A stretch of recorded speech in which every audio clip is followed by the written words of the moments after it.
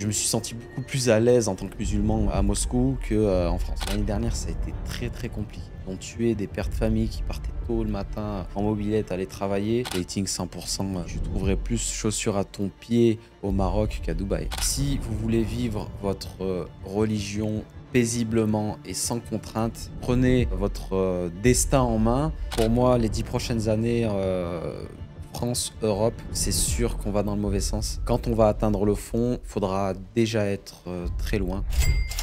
Aujourd'hui, j'ai le plaisir de recevoir Wiss NG, entrepreneur web et physique, qui est expatrié depuis 5 ans dans des pays qui me sont aussi familiers. Et aujourd'hui, on va parler justement des raisons qui t'ont poussé à quitter la France et de ton expérience dans ces deux pays, donc les Émirats et le Maroc, où on a tous les deux vécu. Mais avant ça, est-ce que tu peux commencer par te présenter dans les grandes lignes, nous parler un petit peu de ton parcours et de comment tu t'es lancé dans l'entrepreneuriat? Bah écoute, en quelques mots rapidement me présenter, moi c'est Wiss NG, j'ai 33 ans, je suis entrepreneur dans le physique et le digital. J'ai commencé mon expérience entrepreneuriale très jeune, à 19 ans. J'ai commencé par ouvrir ma première pizzeria juste après mes études, qui aujourd'hui, cette pizzeria est toujours ouverte. Et voilà, j'ai fait beaucoup de choses durant toutes ces années, donc que ce soit business physique, business aussi digital. J'ai fait du trading de commodities, j'ai fait énormément de choses, énormément de choses. Donc voilà, et aujourd'hui, je suis, pour ceux qui ne me connaissent peut-être pas, je suis aussi sur YouTube depuis à peu près un an. Et, euh, et voilà. Et comment ça t'est venu cette idée de te lancer dans l'entrepreneuriat? Est-ce que tu viens d'une famille d'entrepreneurs? Est-ce qu'il y a eu un déclic qui t'a fait te dire je ne vais pas suivre le cursus traditionnel d'être salarié comme ce qu'on nous enseigne à l'école? En fait, on nous formate pour être des bons salariés. Qu'est-ce qui fait que tu as lancé aussitôt d'ailleurs une entreprise? Bah, de base, moi vraiment, je suis issu d'une famille où on est 5 frères et sœurs. Et je suis celui qui a le plus poussé dans les études. Ok. Et du coup, pour mes parents, c'était une obligation d'avoir le bac et de faire des études, de longues études et de devenir peut-être, je sais pas, prof, avocat, voilà, vraiment avoir un cursus scolaire classique et studieuse. Mhm. Et en fait, à mes 18 ans, je suis parti en Thaïlande. J'ai fait un stage de plusieurs mois en Muay Thai. Ok. Et si tu veux, c'était la première fois que je bougeais de France. Et là, je suis arrivé dans un pays où je me suis senti en mode liberté, scooter, plage, boxe, etc. Et en fait, en restant plusieurs mois là-bas, je me suis dit, putain, quand je vais rentrer, franchement, j'ai vraiment pas envie de retourner à l'école. Il faut vraiment que je travaille, que je mette de l'argent de côté et que je fasse un peu comme toutes les personnes un peu folles que j'ai trouvées là-bas. Je me suis senti fou en fait d'y aller seul et j'ai trouvé des personnes aussi seules là-bas. Mhm. Donc je me suis dit, attends, ces personnes-là, pour la plupart, ils étaient digital nomades et d'autres, ils travaillaient 6 mois dans l'année et puis les autres 6 mois, ils passaient leur vie à voyager. Et je me suis dit, mais moi, je vais rentrer, j'ai plus envie de continuer les études, faut que je travaille pour moi, faut que je me lance et puis je vais faire, je vais faire suffisamment d'argent pour partir plusieurs mois ou 6 mois dans l'année. Donc en fait, ça a commencé comme ça. Et vu que moi, je travaillais dans une pizzeria à cette époque-là, naturellement, je me suis dit, qu'est-ce que je peux faire Donc en plus de tes études, tu travaillais dans une pizzeria. exactement Ok. pour financer mes études, parce Ok. que j'étais à Ok. Lyon, j'étais à la fac, à l'université à Lyon. Je faisais une fac d'histoire. Ok. Et je me suis dit, bon, là, à ce moment, je suis en train de travailler, j'apprenais hyper vite. Je voyais très bien que j'étais une personne qui apprenait très rapidement les choses. Et à cette pizzeria, en fait, naturellement, je me suis rendu compte que c'était très facile pour moi et Ok. je la gérais, en fait. Mhm. Et donc, du coup, je me suis dit, bon, j'en ai parlé avec mon frère. J'ai un seul de mes frères qui m'a dit, ouais, ben écoute, si t'es chaud, moi, si tu veux, je peux investir un petit peu et tu ouvres ça à Annonay, la ville d'origine. En plus, les pizzas étaient bonnes et tout. Et par contre, mes autres frères, il y en a quasiment aucun qui voulait j'arrête. Et Ok. même mes parents, ils me disaient, attends, c'est quel gâchis, t'es en train de faire des études et tout, machin. Mes parents, impossible. Pour eux, il fallait pas que j'arrête les études, il fallait que je devienne soit prof, soit commissaire-priseur, vraiment un truc. Et là, quand j'aurais annoncé que non, je voulais vraiment arrêter et me mettre à travailler à mon compte, bah là, ça a été. Toute ma famille n'était pas Un d'accord. monde qui s'effondre Un pour eux parce monde, que tu sors des carcans habituels, en c'est fait. ça, exactement. Et donc, du coup, je me suis dit, allez, j'arrête. Je me suis posé un soir, je me suis dit, écoute, tu fais le choix, soit tu te mets à travailler pour toi et tu as ce projet-là, tu as ton frère avec toi qui peut injecter un peu d'argent et commencer cette aventure, ou soit bah, tu continues les études et puis c'est tout. Et je me suis lancé. J'ai ouvert ma première pizzeria avec 25 000 euros euh, en 2013. C'était voilà, vraiment un petit commerce de 15 mètres carrés où tu as un four, une saladette et une caisse. Et on a commencé comme ça et après on s'est développé. Et ça existe toujours Ça aujourd'hui. existe toujours. Aujourd'hui, c'est même plus. C'est- Ça s'apparentait à l'époque à un camion de pizza qui était en plein milieu de la rue, de la voie, enfin, de l'artère principale d'Annonay. Maintenant, on s'est agrandi, on a racheté d'autres murs à côté, on a cassé. Donc maintenant, ça fait comme un petit restaurant. C'est comme une grosse pizzeria. Ok, Voilà. Et on est aujourd'hui la première pizzeria dans la ville. félicitations. Et à partir du moment où tu as commencé à rencontrer du succès avec ton projet de pizzeria, est-ce que le regard de tes parents a changé ou pas? Puisqu'ils devaient être inquiets au départ que tu te lances dans quelque chose qui n'était pas la norme, on va Ouais. dire, dans leur tête. Et est-ce que ça a changé leur regard ensuite? Ça a changé en moins d'un an. Ok. Je me suis retrouvé à avoir ma propre voiture, avoir une vie, tu vois, avec un peu d'argent, etc. Je les ai emmenés en vacances et là, ouais, ça a changé Ok, ils ont directement compris. Là, je me souviens de mon père qui d'ailleurs était vraiment contre. Peut-être 8 mois après, je descends au Maroc avec eux. Donc, c'est moi qui les amène au Maroc pour la première fois avec ma voiture et tout. Donc, ils étaient là dans la voiture. Ah ouais, ah ouais. Ah ouais. Tu vois. Donc, ils étaient hyper contents et ouais, ça a changé radicalement leur façon de voir les choses vis-à-vis des études et de l'entrepreneuriat. Donc là, ils m'ont fait confiance à ce moment-là. Au début, pas de confiance, mais après, avec les mois, ils se sont dit, bon, mon fils, il gagne de l'argent en faisant des pizzas.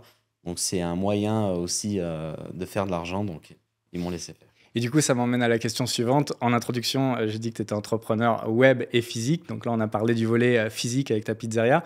Mais ce que j'aimerais bien savoir, c'est comment tu es passé de fabriquer des pizzas à fabriquer des personnalités, puisque ta grosse activité du moment, c'est le personal branding. Donc si tu peux nous parler de cette transition du physique au web. Bah, du coup, la transition, en fait, elle s'est faite sur un trauma. Parce qu'au moment où je cartonnais à faire des pizzas et que ça faisait plus de 4 ans que j'étais à fond, travail 7 jours sur 7, on va dire quasiment 13 14 heures par jour, on a eu une expérience tragique. Mon père est tombé malade, il a eu un cancer au cerveau. Et donc, du coup, pendant cette période-là, donc pendant 2 ans, on s'est mis enfin, je me suis mis, plus particulièrement moi, à arrêter la pizzeria et à laisser, enfin, à déléguer à mon frère à ce moment-là. Et moi, je suis parti, en fait, vraiment faire le tour d'Europe avec mon père pour le soigner. Donc, il s'est fait soigner en Allemagne une première fois, donc une opération en Allemagne, une autre opération en Grèce. Et ensuite, il a été soigné pendant plus de 8 mois en immunothérapie à Ulm en Allemagne pour son cancer. Et à ce moment-là, ben, vu que je faisais rien d'autre que m'occuper de mon père, bah, c'est cette période-là où j'étais à l'hôpital, ben, je travaillais sur mon ordi, j'essayais d'ouvrir ma deuxième pizzeria, enfin, je touchais à plein de trucs, je regardais des vidéos sur YouTube, je lisais des livres. Et à ce moment-là, ça m'a ouvert l'esprit. Je me suis dit, attends, la meilleure chose à faire, en fait, pour être vraiment libre, parce que, comme je te disais au début, te cantonner à un business physique et être très. Business physique, c'est très énergivore et tu dois être Mhm. présent à chaque fois et tout le temps. Là, je me suis dit, attends, je peux travailler, en fait, depuis mon PC et c'est ce que je veux faire, en fait. Je veux pouvoir être libre et financièrement et géographiquement. Et la seule manière de le faire, c'est pas d'avoir un business physique, c'est d'avoir un business digital. Et du coup, j'ai expérimenté pas mal de business en ligne. J'ai fait j'ai fait du trading de commodities. Donc, j'étais intermédiaire pour vendre de l'huile de tournesol. Donc, ça, je faisais tout ça depuis mon PC. J'ai fait aussi de l'e-com, j'ai fait de l'Amazon aussi. Donc, j'ai vendu des trottinettes électriques. J'étais l'un des premiers d'ailleurs en 2017 à vendre des trottinettes électriques parce que j'ai créé Le code barre tout et le tout. code barre, etc. Donc c'était tout ça, ça a été des expériences que j'ai dû que j'ai faites pendant ces 8 mois d'hospitalisation. Et en fait, à ce moment-là, je me suis dit, putain, je suis à l'hôpital avec mon père, je suis en train de m'occuper de lui, on est à 800 km de la maison, et je suis là, je peux gagner de l'argent littéralement juste avec mon PC et mon téléphone. Donc en fait, c'est ce qui m'a vraiment, C'était le grand déclic. c'était le grand déclic et ce qui m'a amené à ensuite en 2019 m'expatrier. Et ensuite, comme tu l'as dit, j'ai fait mon agence de personal branding, Qui est ton activité principale maintenant? qui est l'une de mes activités. J'en ai plusieurs entre la pizzeria, mes investissements, etc. Donc, J'en ai plusieurs, mais aujourd'hui, l'activité qui me prend le plus de temps, bah, ça va être YouTube et l'agence. Parce Ok. qu'en agence, on suit quelques personnes. Donc, c'est vraiment, je fais vraiment pas de la masse. Je suis que quelques personnes et on accompagne des entrepreneurs aujourd'hui sur leur visibilité sur les réseaux sociaux. Tu as accompagné quelqu'un qui, à mon avis, est la raison pour laquelle beaucoup te connaissent, Hakim Ben Othman. Tu as explosé un peu sur les réseaux aussi grâce au podcast que vous avez fait ensemble. Comment s'est fait cette rencontre? Bah, en fait, hyper simple, parce que je me suis mis sur YouTube, en fait, de base, vraiment, le truc de base, c'est de me mettre sur YouTube.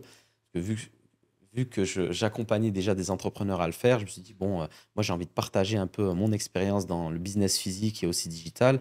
Et vu que j'ai eu énormément de problèmes, on va dire, dans le business physique, à déléguer, à faire du marketing, à scaler, etc., je me suis dit, écoute, je vais me faire une petite chaîne YouTube vraiment centré dans le business de la restauration et le business tout court. Et en fait, à ce moment-là, tu vois, j'ai invité des personnes en podcast et ça a été une invitation à Kim Ben Othman. Je le suivis depuis plusieurs années sur son compte perso Instagram et Ok. je lui ai envoyé un message naturellement. Je lui ai dit, écoute, je fais des podcasts, j'ai une chaîne YouTube. À cette époque-là, je devais avoir peut-être moins de 5000 abonnés. Mais moi, ça m'allait très bien, tu vois. Maximum, je me suis dit, bon, tu as 10 000 abonnés dans ta niche et puis tu partages de la valeur gratuitement, tu donnes beaucoup d'assets pour les entrepreneurs dans le physique pour pouvoir réussir comme toi tu l'as fait.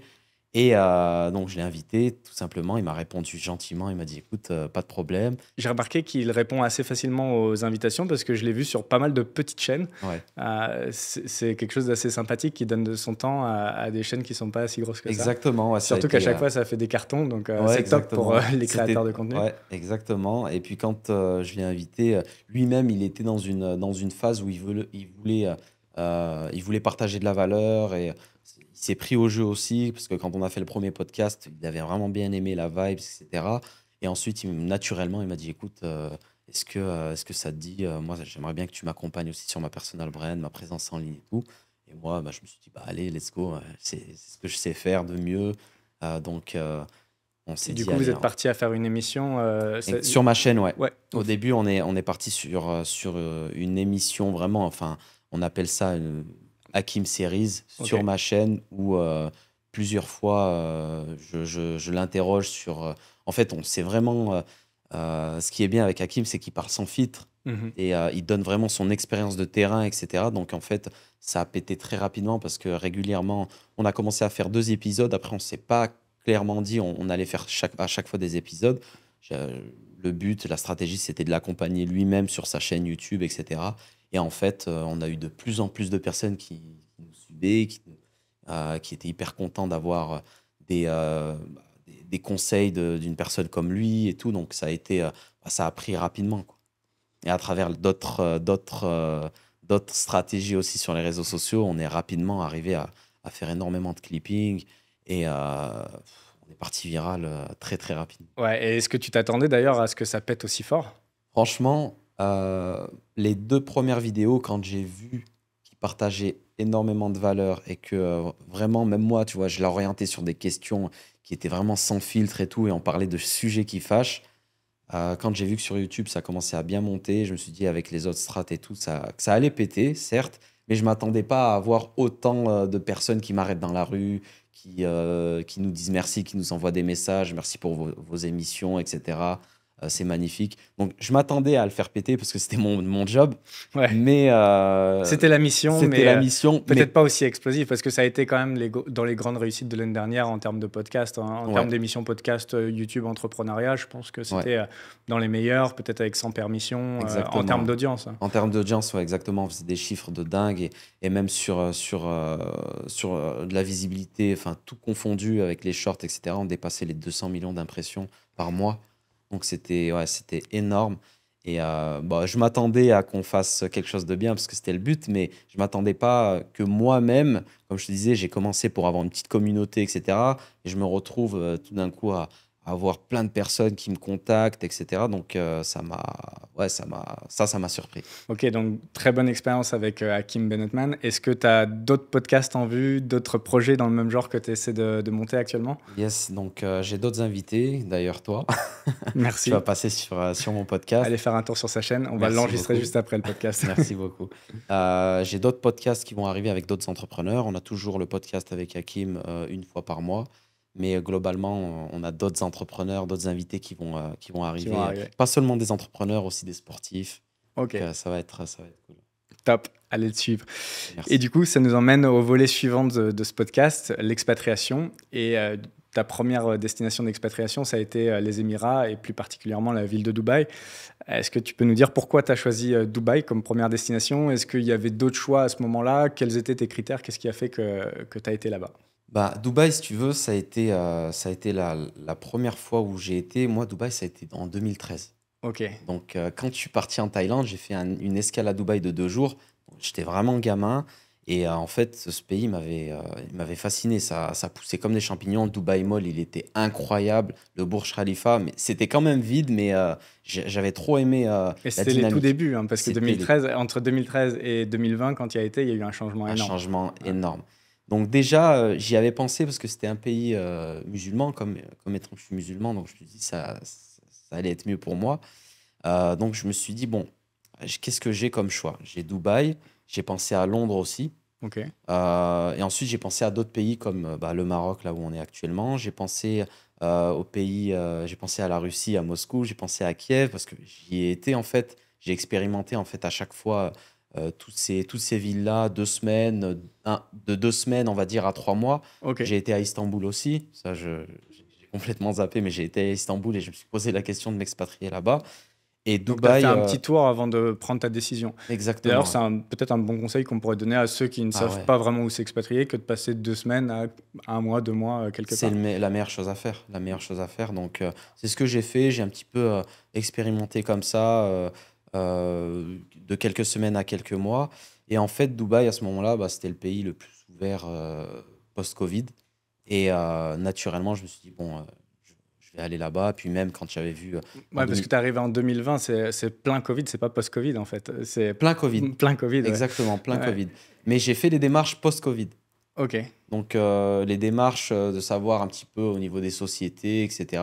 D'ailleurs, j'avais regardé pas mal de tes vidéos à ce moment-là et ça m'avait beaucoup aidé. Surtout Et dans la d'ailleurs, on s'est partie rencontrés là-bas la première fois. Pour la à toute Dubaï. petite histoire, Oui. d'ailleurs, pourquoi on est en train de faire ce podcast Ouais. ici? On s'est rencontrés totalement par hasard en bas de la Burj Khalifa. Exactement. Et il y a 2-3 semaines, ici à Marrakech, encore une fois, totalement par hasard. Et du coup, on s'est dit, allez, on fait un podcast. C'est incroyable. Quand je raconte cette histoire à mon épouse, je lui dis, je l'ai rencontré en bas du Burj Khalifa, mais vraiment, enfin, moi je te connaissais parce que j'avais vu tes vidéos sur YouTube. Et là, la deuxième fois, enfin, je sors du carré d'Éden et je tombe sur toi nez à nez. Je me dis, c'est pas C'est le destin, possible. c'était obligé qu'on fasse ce podcast. Exactement. C'était écrit.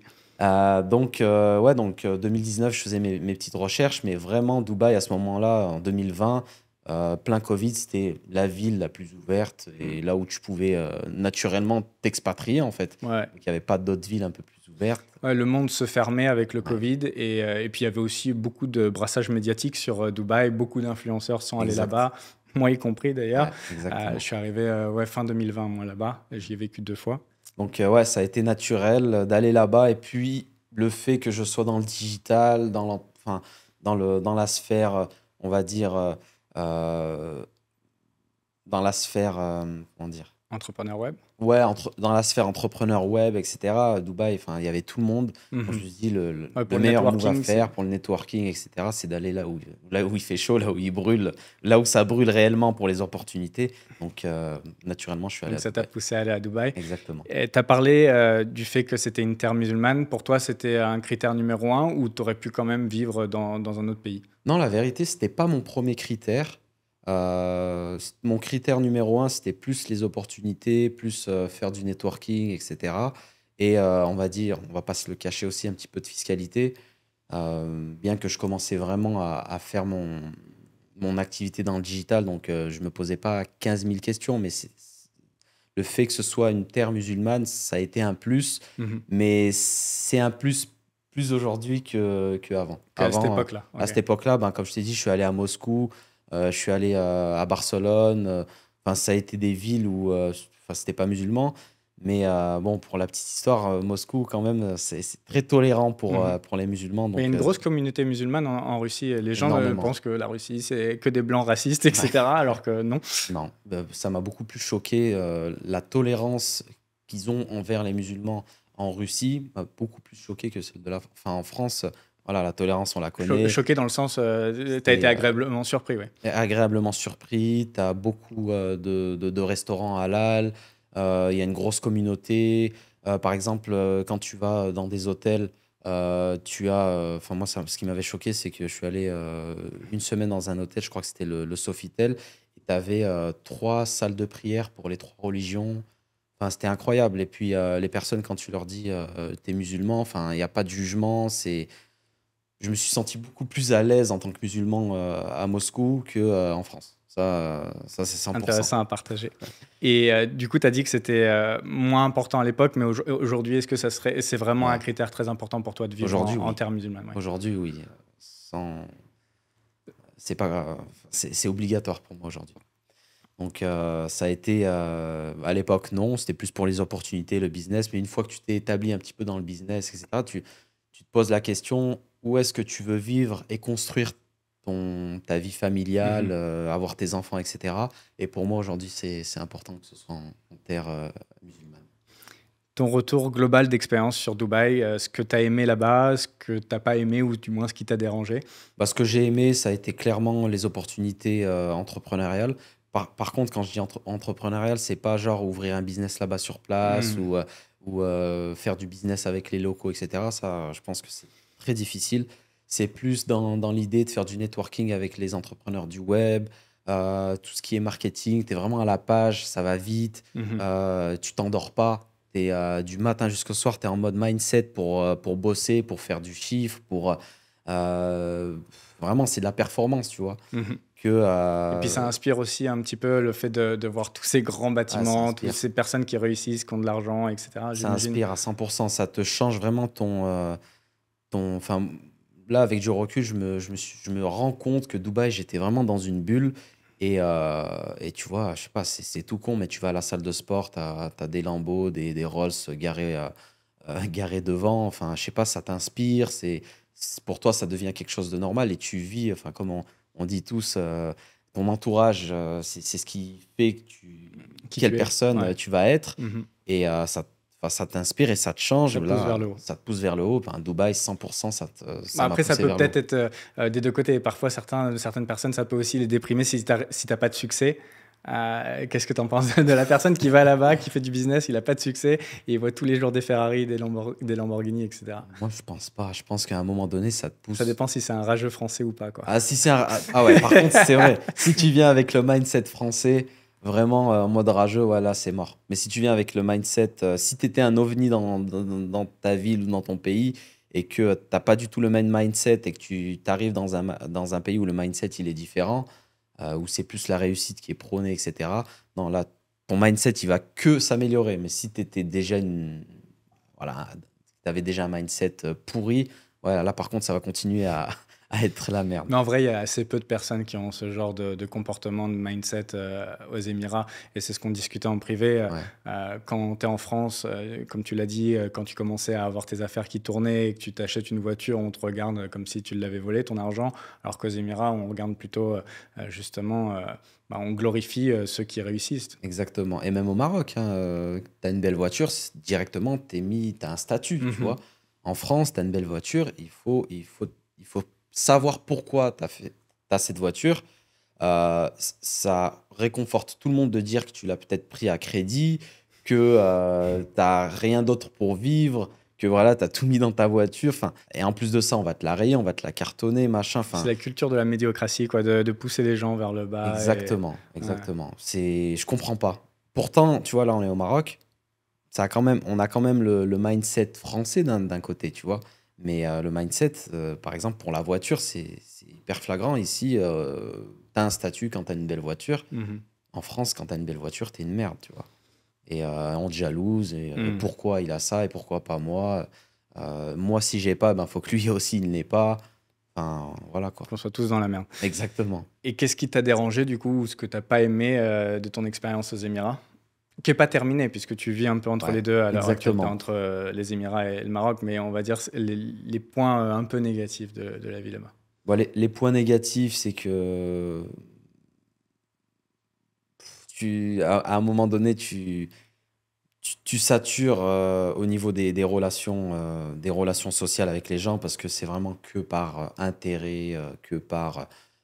Bah, tout est basé en fait sur le statut. Donc d'un côté, à un moment donné, si tu veux vraiment vivre une vie un peu plus paisible, un peu plus simple, bah, à Dubaï, c'est très limité, quoi. Hors business, les relations sont très compliquées, Les de mon relations sont expérience. Ouais. compliquées, même point de vue euh, rythme de vie, c'est toujours en mode travail, etc. Donc tu t'es toujours axé sur la performance, et ce qui fait que je sais pas, si tu as envie de vivre une vie un peu plus familiale, un peu plus posée, bah, c'est vraiment pas, pour moi, c'est vraiment pas le pays où tu dois être, quoi. Ok, effectivement, et du coup, ça correspond peut-être plus à ta phase actuelle de vie. Et Marrakech et le Maroc correspondent peut-être plus à ce moment-là. Et justement, on va en parler dans un instant. Qu'est-ce qui te fait garder quand même des attaches avec Dubaï à l'heure actuelle? T'as pas fermé totalement la porte, comme on l'a dit plus Ouais, tôt. Tu vis un peu entre les deux. exactement. Bah, moi, l'année dernière, en août, donc je suis venu au Maroc, comme je faisais en fait chaque année.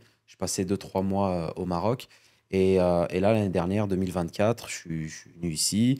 Et puis, je me suis dit, bon, bah, je vais rester 2, 3 mois comme d'hab. Bah, naturellement, on s'est dit, bon, bah, on va passer un peu plus de temps au Maroc et également à Dubaï, parce que je veux continuer à garder mes activités aussi à Dubaï. Et également, j'ai de l'IMO aussi sur place. Donc, le fait de rester 2, 3 mois ou même plusieurs mois à Dubaï dans l'année, enfin, ça te garde en fait dans le mood entrepreneurial et charbon, qu'à Marrakech, tu le perds un peu plus.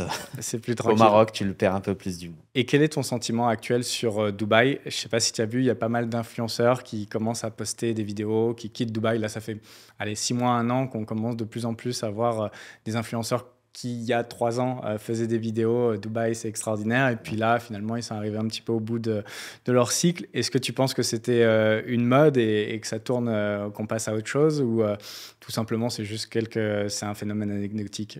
Moi, à mon sens, c'est que aujourd'hui, Dubaï, ils sont en train de trier. Ils sont en train de trier les personnes qui y vivent.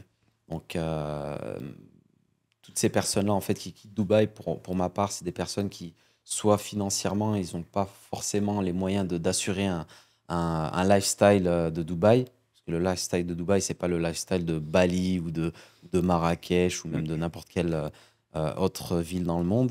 T'es obligé d'avoir un niveau de vie, enfin, des revenus assez conséquents. Donc, du coup, bah, déjà, toutes les personnes qui font pas forcément d'argent euh, ne peuvent pas rester à Dubaï. Donc, Ça comme je trie t'ai un dit, peu. ça a fait le tri.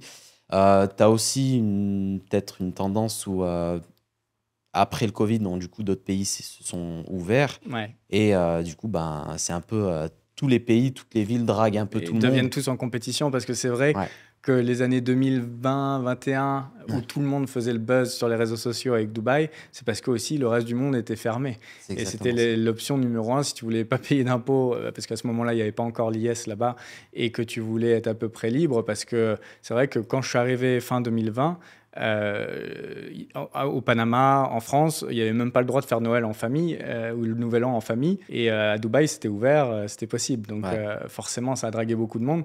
Et là, on est dans un monde ouvert, donc la Ouais. configuration, elle change et ça rebat un peu les cartes. Exactement. Puis ça remet, on va dire, l'église au centre du village sur la compétitivité des villes. Ouais. Et bah, tu as des villes très compétitives, comme là, on est à Marrakech, c'est hyper compétitif. Mhm. Enfin, La si tu. Thaïlande qui La redrague beaucoup de monde. Thaïlande, Là, enfin, je crois qu'il y a beaucoup de personnes qui sont aux Émirats qui partent vers Bali, la Thaïlande, vers l'Asie du Sud-Est. ouais, beaucoup plus que Que le vers l'Amérique Maroc. ou que vers le Maroc, ouais, et Ouais. ou vers l'Amérique latine, Mm. c'est peu, mais ça va vraiment vers l'Asie du Sud-Est, de ce Ouais. que j'ai pu voir en flux. C'est vrai que toutes ces personnes-là de Dubaï, il y en a beaucoup. Moi, j'en ai entendu beaucoup. Et toutes les personnes avec qui je suis arrivé à peu près au même moment, qui sont devenus des amis ou des connaissances, avec qui on a peut-être même travaillé, qui étaient à Dubaï en 2020-2021, franchement, 80%, ils sont repartis soit en Asie, soit au Maroc, soit ils sont retournés en France. pour moi, c'est vraiment le tri de Dubaï. Donc, Ouais. vu que c'est cher, les personnes en fait qui vivent euh, qui vivent avec des revenus où ils vont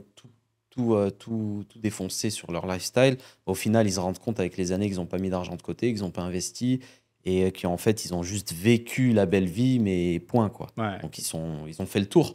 Vu qu'ils ont fait le tour, à un moment donné, ils sont en train de réfléchir, bah, je vais mettre de l'argent de côté, je vais investir, bah, où est-ce que je vais pouvoir être? Où est-ce que je vais pouvoir aller à un endroit un peu plus compétitif où ce soit moins cher, que je puisse mettre de la trésorerie de côté?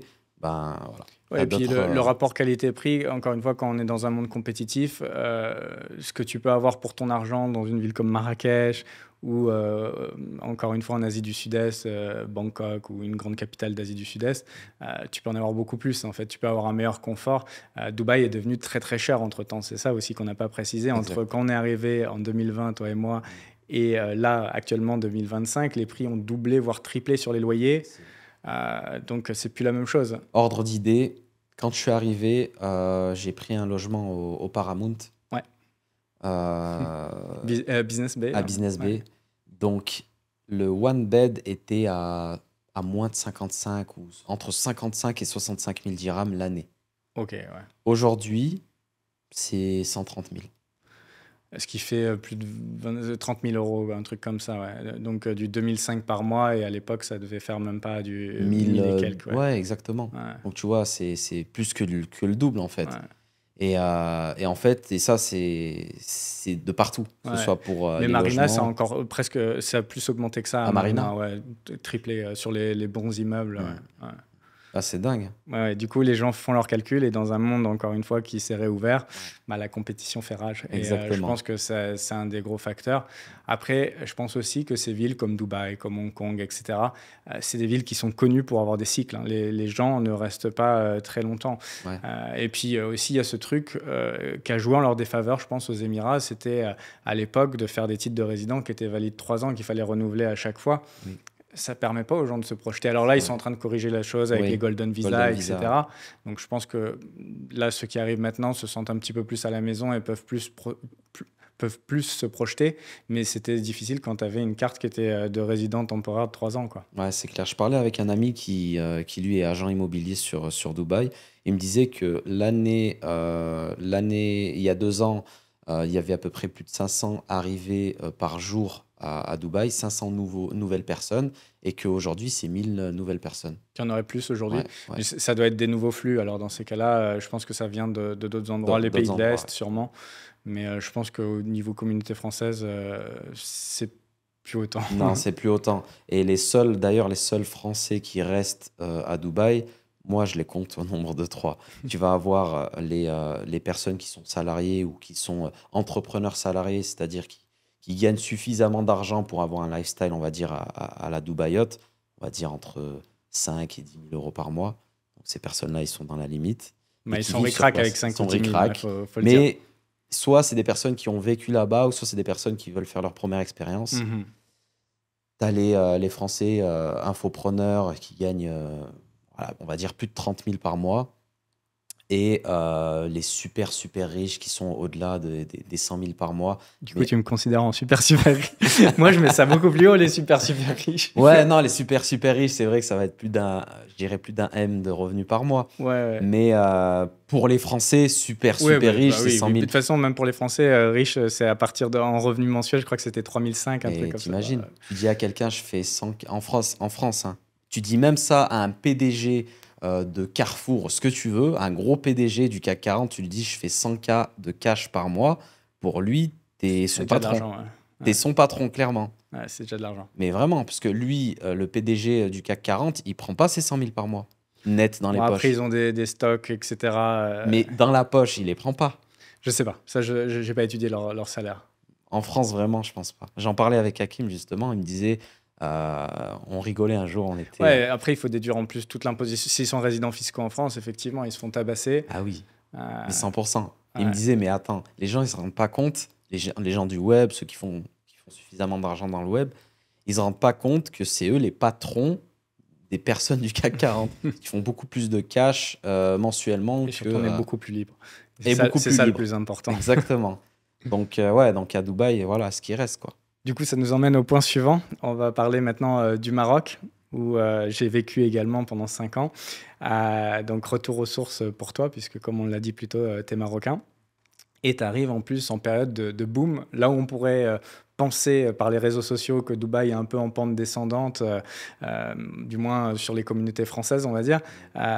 Pour le coup, Marrakech en particulier, c'est en plein boom. Est-ce que tu peux expliquer un petit peu ce qui se passe ici? Qu'est-ce que c'est que ce phénomène? Bah, ce phénomène, en fait, Est-ce que c'est parce que tu es arrivé? je pense que c'est ça. C'est lié à ton arrivée? Mais tu vas rire. Tu sais qu'avec les vidéos qu'on a fait avec Hakim, Ouais, ouais, ouais. il y a énormément de personnes qu'on a croisées. Moi, mais vraiment plein de fois. Et ça, c'est vraiment pas des mensonges. C'est des personnes. Je marche dans la rue et je me fais arrêter. Oui, j'ai dit oui. Il fait, tu sais que je suis là grâce à vos vidéos. Je suis en train de regarder pour un appartement. Hakim, il se fait arrêter dans des restaurants. Oui, je suis en train d'acheter un appartement parce que tu as dit qu'il fallait investir à Marrakech.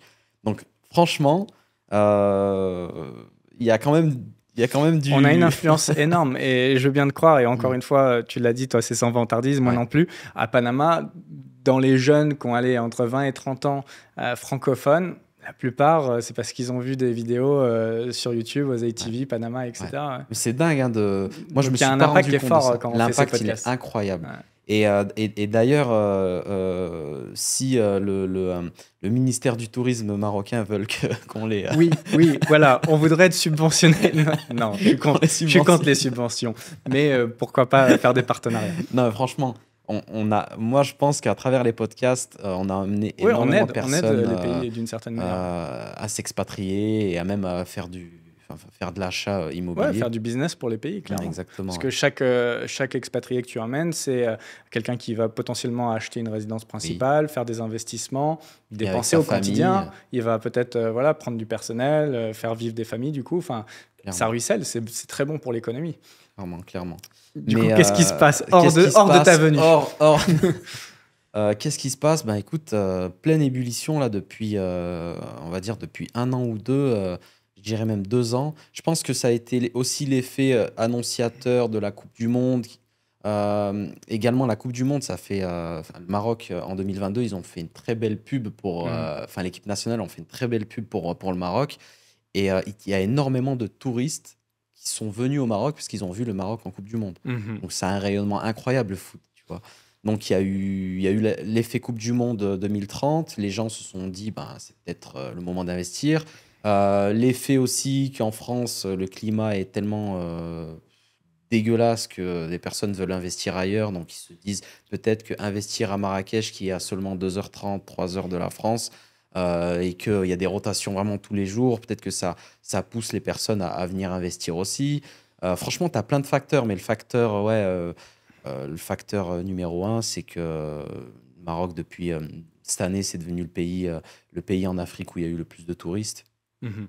Donc, tu as ça, tu as l'effet Coupe du Monde, tu as l'effet où les gens, la majorité, les Français, viennent investir leur résidence secondaire ou faire du locatif ici. Tu as des projets C'est aussi. francophone. C'est francophone. C'est facile pour un Français. C'est facile, exactement. C'est Et, exotique, mais ça reste facile. Ouais. exact. Et tu as beaucoup d'éméreux aussi Oui, qui rentrent, qui reviennent. qui reviennent ou qui investissent, et qui ont le projet de vivre au Maroc et qui investissent dès maintenant, tu vois. Mhm. Il y en a MRE, énormément. tu peux juste traduire pour ceux qui... MRE, donc les Marocains Marocains résidant à l'étranger. Ouais. Et peut-être aussi, il y a la peur de cet euro numérique qui fait qu'il y a des gens qui veulent sortir leur argent d'Europe. Ça pousse les investissements aussi hors Europe. Je pense qu'il va y avoir des gros flux. Beaucoup. Et d'ailleurs, c'est un sujet qu'on va parler sur mon podcast, de Ok. l'euro numérique, parce que j'ai bien envie d'avoir tes Je suis chaud. insights Je dessus. suis prêt.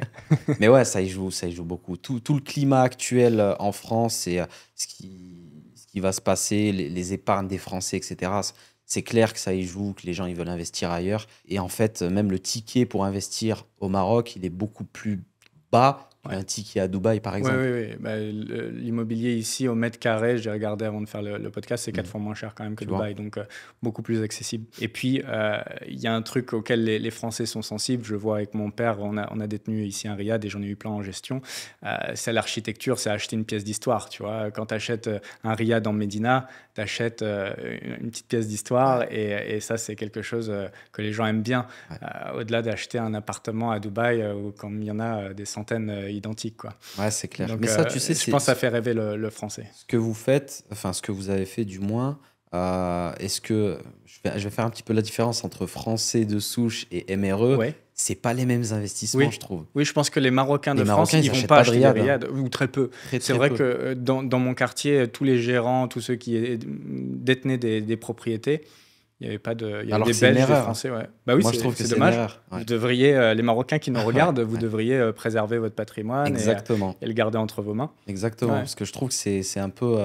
Enfin, moi, On en prend soin, hein. Enfin, moi, j'en ai pris soin de ma maison, moi je trouve ça un petit peu, je vais pas dire désolant, mais c'est un peu mais c'est triste de dommage. voir que les Marocains viennent investir dans leur pays, mais ils investissent sur du neuf Ouais. et sur des villas, dans des résidences villas surveillées, enfin des villas résidences ou bien des appartements au standing et tout, alors qu'en vrai, de vrai, tu as des pièces d'histoire, comme tu viens de le dire, qu'il faut garder, tu vois. Ouais. Donc, j'incite les Marocains qui t'écoutent à investir sur de l'ancien et à préserver aussi la, la culture et le patrimoine des Marocains. Marocain. Justement, en parlant de ça, est-ce que Ouais. tu avais ton passeport marocain avant de venir ici ou pas? Tu en avais fait la Oui, demande? Parce qu'il y a beaucoup de personnes qui nous regardent. Je dirais à peu près 60% de la chaîne facile est d'origine maghrébine. Mais quelque chose dont on s'est rendu compte dans les appels souvent avec notre clientèle, c'est que la plupart ont que le passeport français, ne demandent pas le passeport de leur pays. incroyable, incroyable. Bah non, moi j'ai mon passeport marocain depuis 2016, j'en ai fait la demande. Ok, donc tu l'as pas fait très tôt Non, non. dans ta vie. Ouais. Je l'ai fait, si tu veux, c'est mon père à l'époque, avant qu'il décède, enfin, il m'avait poussé à le faire. Et il me disait, écoute, il faut que tu aies ton passeport marocain, c'est important. Comme ça, quand tu arrives au Maroc, tu es marocain, T'es chez etc. toi? Tu es chez toi. Ouais. Et également, la police aux frontières au Maroc qui nous pousse, nous, Marocains résidant à l'étranger, quand tu arrives et que tu présentes ton passeport français ou ta carte d'identité, ils te disent, t'es marocain? Tu dis oui, il est où ton passeport? Et ils te poussent à le faire. Ils te disent, il faut que tu fasses ta carte nationale, il faut que tu fasses ton passeport. Et qu'est-ce qui explique pour toi qu'il y ait autant de Maghrébins qui ne demandent pas leur autre nationalité? Est-ce que tu penses que c'est parce qu'ils se disent, bon, il sert à rien parce qu'il a Oui. moins de mobilité, le Bah, c'est passeport? plus pour ça. Je pense que Ouais. ouais, les MRE, ils se disent, ouais, d'avoir un passeport marocain, En ça termes de permet de rien voyage, faire, quoi. ouais, Exactement. Ils ont le passeport français, ils peuvent voyager de partout. Et c'est surtout aussi tous les Marocains, aussi, les vrais Marocains qui ne sont pas français, ils ont aussi ce syndrome de dire, ah ouais, un passeport français, c'est le meilleur. Donc, du coup, le Mhm. Marocain qui a un passeport français se dit, ouais, bah, déjà, j'ai le meilleur passeport, donc ça sert à rien que j'en demande un deuxième. Alors qu'ils font une erreur. Il vaut Je mieux me en avoir souviens, deux. dans la haute société ici, j'ai fréquenté quelques grandes Oui, familles ici. Quand ils avaient un passeport français, c'était la grande. Mais c'est c'était des là. purs Marocains pour Ouais. le coup. C'était pas des gens qui avaient vécu en France, mais ils arrivaient par je ne sais quel moyen à avoir un passeport français. C'était vraiment le truc, la crème de la crème Ah d'avoir bah un oui. passeport français. T'as la haute bourgeoisie ici. Ce qu'ils font, c'est qu'ils envoient leurs enfants faire leurs études Ouais, en France ou même aux États-Unis, au Canada, pour qu'ils puissent revenir avec ce avec fameux un passeport passeport. Ouais. rouge. Tu vois, le passeport rouge, c'est quelque chose. C'est quelque chose d'important pour les Marocains.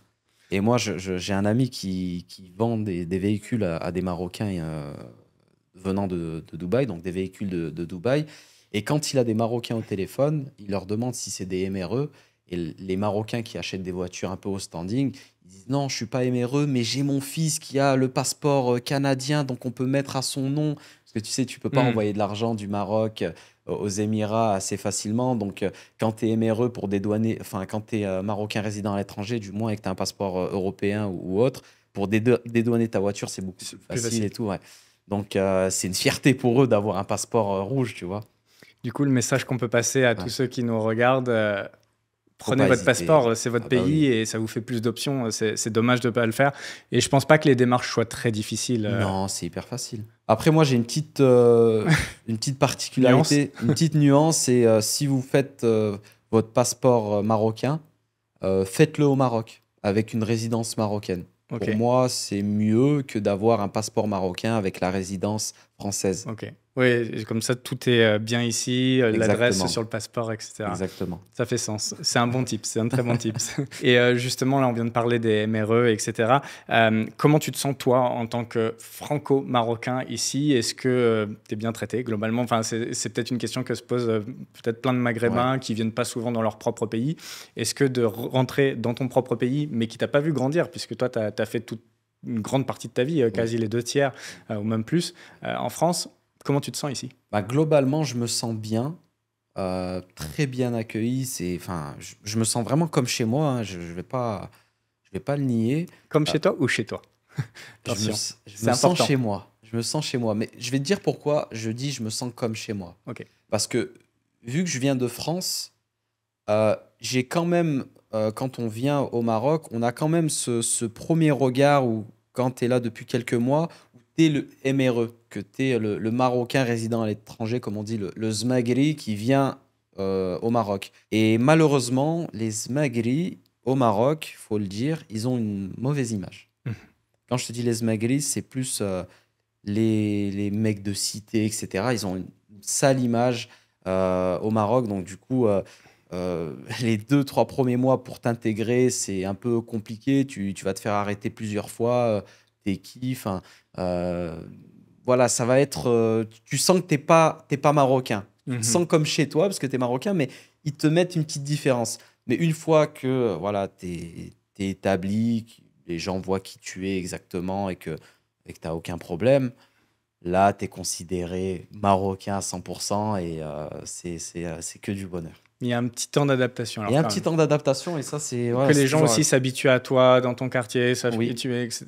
Ouais, et je pense que je peux le partager aussi en tant que Français qui a été expatrié et résident ici.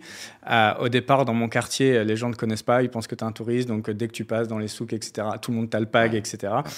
Et en fait, une fois que tu vis là, après plusieurs mois, plusieurs années, en fait, tu as même une démarche, une attitude, même Oui, si je suis pas dans mon quartier, oui, les gens ne m'alpaguent pas, ils savent que je suis local, que je suis ici. exactement. La façon dont je marche dans la C'est rue, je sais l'aura que pas. tu dégages, Ouais, ton ouais, ouais. énergie, elle fait que les gens ils disent, ouais, en fait, lui, il habite ici. Il habite ici, Ouais, exactement, ouais. à Nasakanena.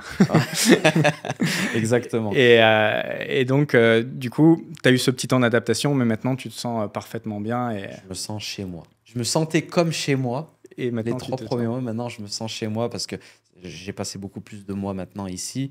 Et ouais, donc quand tu croises tout le monde sait que t'es marocain. Après, ça devient facile, ça devient normal, quoi. Et le début de cette mauvaise expérience, il vient de ce comportement Oui. de ce qu'on appelle les Zmegria, les MRE.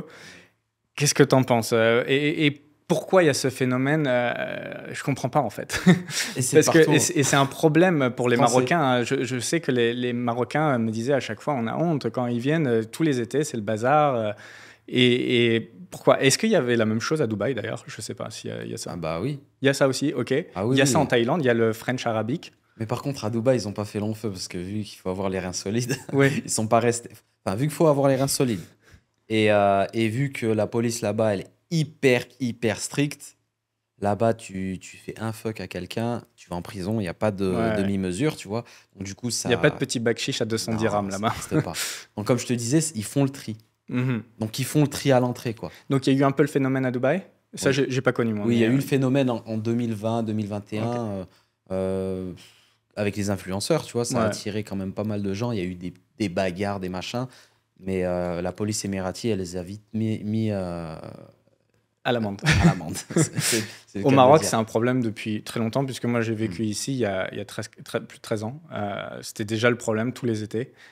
C'est monté crescendo à ce qui paraît l'été dernier, c'était catastrophique. Ouais, l'été dernier, c'était catastrophique. Tu avais des mecs de cité qui arrivaient. Puis des fois, c'est même pas que des Marocains, hein, c'est vraiment mecs de cité globale. Donc, Hmm. il peut y avoir des Algériens, des Tunisiens, des Sénégalais, peu importe, mais Ok. c'est des mecs de cité, ils viennent. Donc, du De coup, cité française, c'est un de cité produit française, c'est français. un produit français, c'est ça. C'est ça. Ils viennent sous ballon, tu sais, les ballons à l'hélium, ils, ils boivent je ne sais combien de litres, ils sont là en train de fumer, voiture, et ils ont fait des accidents. Ils ont tué des pères de famille qui partaient tôt le matin en mobilette, aller travailler. L'année dernière, ça a été très compliqué. Très compliqué. Il y a eu une mauvaise pub. Et justement, ça a été un bon point aussi parce que les Marocains, la police, la sûreté marocaine, elles ont fait leur travail et elles ont commencé à virer toute la Hmm. merde. Elles ont commencé à virer même toutes les personnes qui étaient plus ou moins, qui avaient des problèmes de justice, etc. Enfin, ils ont ramassé tout le monde. Ok. Ils ont ramassé tout le monde, ça fait beaucoup de Tu bien. penses que cette année, ça va mieux se passer? Moi, je pense que cette année, ils vont serrer avant qu'ils arrivent, ils vont vraiment serrer les premières personnes et ça va dissuader, comme à Dubaï, les personnes à faire des Mais conneries. ça m'a étonné que ça se passe comme ça parce que la police marocaine, quand même, avec les Marocains, Ouais, ils sont moi j'ai vécu 5 ans ici, c'est strict. Après, c'est strict, mais un peu en bon père de famille. C'est-à-dire que souvent, on te crie un peu dessus, puis après, bon, ça ouais, parle. Et en fait, c'est plutôt, bon, ok, tu recommenceras pas, allez. ouais. C'est- Non, mais là, il y a une tolérance zéro avec les Marocains venant de l'étranger. Il y a une tolérance zéro. Bon, on ne pourra pas expliquer ce phénomène. Et puis, encore une fois, en Mais ça se Thaïlande, passe en les Thaïlande French arabiques, aussi. alors qu'il n'y a pas de French Chinese, il n'y a pas de French, je ne sais pas, coréenne. Pourtant, on a des communautés en France, mais Ouais. je ne sais pas. Je pense qu'il y a eu un souci de les avoir parqués dans ces endroits, dans ces cités. Et que, en fait, bon, c'est un débat de société là, Oui. mais je crois qu'ils se sentent plus bien nulle part. Ces personnes-là, typiquement, je ne parle Ouais. pas de la communauté maghrébine en Oui. France, parce qu'il y a des gens qui sont très bien intégrés, il n'y a rien à redire là-dessus. Je parle de ce profil-là qui fout le bordel, vraiment. Je pense qu'en fait, quand ils sont ici, moi j'entendais les Marocains presque se moquer d'eux, de leur faire des prix encore Oui. pires qu'au Gaouri, Oui. Oui. parce que en fait, ça les insupportait. Et ils parlent à peine arabe. En fait, ils parlent souvent moins bien arabe que ce que je parlais de Darija à l'époque. Clairement. En France, ils parlent pas non plus extrêmement bien français, donc en fait, ils se sentent peut-être plus bien nulle part et Ouais. peut-être ils sortent leur mal-être en faisant le bazar. Ouais, Peut-être c'est que- possible, mais en tout cas, ça fait de la mauvaise la pub mauvaise pour pub. des. Et toi, pour les gens qui viennent ici bien, Ouais, bah moi je le ressens, je l'ai tu l'as ressenti ressenti au les début. premiers mois dans la même allée, enfin dans la même avenue, tu te fais arrêter 2 fois Parce par que la tu as les police, plaques, puisque les plaque plaques française, françaises. tu ressembles à l'un de ces personnes-là. Donc, mais après, bon, ça passe. Mais je veux dire, c'est frustrant. Que ce soit en France aussi, c'est frustrant. Mais il y a un truc que j'ai remarqué chez les Marocains, c'est qu'ils s'adaptent beaucoup plus rapidement que les Français et ils ont moins cet amalgame que les Français de souche, tu vois. Les Français de souche, quand il y a un gars de quartier qui va faire des conneries, qui va le voler, etc., pour lui, ça va être tout le monde dans le même sac. Hmm. Donc tous les Arabes, ça va être des voleurs. Tous les Arabes, ça va être des brûleurs de voitures, etc. Qu'au Maroc, et ils vont rester comme ça longtemps, tu vois. Qu'au Maroc, les Marocains, ils s'adaptent très rapidement. Ils voient que voilà, les Zmagri, etc., tu as une partie qui font de la merde, etc. Et quand toi, ils vont te voir, ils vont vite faire la différence que t'es pas comme eux. Donc ça, je trouve que c'est quand même un plus. Et ils vont le noter, ils vont l'imprimer. Exactement, Ok, ils ok. vont le noter, ils vont l'imprimer, ils vont dire, bon, lui, c'est pas un Zmagri comme les autres, il est comme ça, donc on va le respecter comme étant cette personne-là, Mhm. tu vois. Donc je trouve l'adaptation au Maroc est Tu veux dire qu'ils te mettent moins dans une case et pour moins longtemps. pour moins longtemps, exactement. Ouais. Ils vont te mettre dans la case au début, les 10 premières secondes, après tu vas parler un petit peu avec eux, ils vont dire, bon, toi, t'es à part. Ils savent sniper un peu. Tu vois. Ouais, bah c'est des snipers en continu, hein. C'est des grands observateurs, les Oui, Marocains. Tu oui. sais, quand je vivais dans la Médina, ça observe, tout le monde sait tout. C'est un petit village, Marrakech, hein. Ouais, ouais. Le Maroc, c'est un village. Tout le monde se connaît. Ouais. Ouais, et c'est pour ça que c'est ce qu'on disait, dès que tu as tes habitudes, dès Ouais. que tu prends ton allure de quelqu'un qui vit ici, ça y est. Et c'est bon. ce qui fait, cette observation, etc., ce qui fait que le Maroc, c'est un pays très sécuritaire finalement. Ouais. D'ailleurs, on va en parler encore plus en détail dans un instant. Un autre point que je voulais aborder quand même juste avant, c'est quand tu parles à des Marocains, comme tu as grandi en France, j'imagine que ton accent doit être un peu imprégné de. Peut-être il doit être un peu différent de l'accent de quelqu'un qui a grandi au Maroc. Est-ce que du coup ça fait une distinction ou pas? Est-ce que tu es embêté à ce sujet-là ou Ouais. pas? Bah moi, j'ai une double. Je suis embêté 2 fois. Ok. Pourquoi? Parce que déjà, je suis originaire de Oujda. Mes parents sont d'Oujda. Donc, du coup, on Donc a à un côté de dialecte. l'Algérie, donc c'est. C'est exactement. On appelle ça Charq. Donc, c'est vraiment de l'autre côté du Maroc, vraiment frontière algérienne. Et on a un darija, un dialecte qui est un peu à part. Mhm. Qui est pas totalement à part. On est marocain, on parle darija, mais je veux dire, il y a quelques mots. Chaque région a un peu ses Exactement. subtilités. Mais tu vois, toutes les régions, on va dire Rabat, Casa, Marrakech, c'est le Maroc, quoi. Ouais, ouais. Et Oujda, c'est le Maroc aussi, mais c'est quand même un peu loin, quoi. Et donc, du coup, il y a des petites similitudes. Enfin, il y a des petits mots, par exemple, comme oui, c'est Mhm. ici, et à Oujda, c'est wa. Tu vois, donc, directement, déjà, quand je parle ici à Marrakech, automatiquement, ouais, t'es pas d'ici. Tu vois. Mhm. Donc, du coup, j'ai cette première difficulté de la région.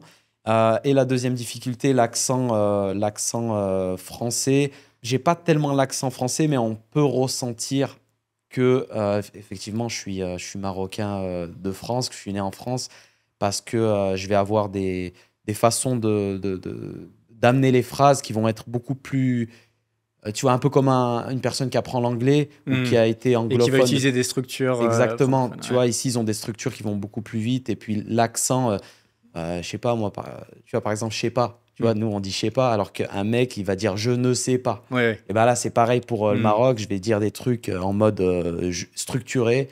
Donc, on va reconnaître que je suis et à la fois Zmagri et à la fois pas de cette région. Pas de cette région. Mais on fait plus la remarque sur la région. On me dit plus toi, t'es pas d'ici, toi. Je dis ah ouais, je suis d'où alors? Je sais pas, t'es plus. Des fois, on me dit t'es plus algérien. Parce que je dis non, je suis d'Oujda. Ah ouais, t'es d'Oujda, tu vois. Mais le côté français, si je me force bien et que je parle pas un mot français, j'arrive à naviguer. À naviguer.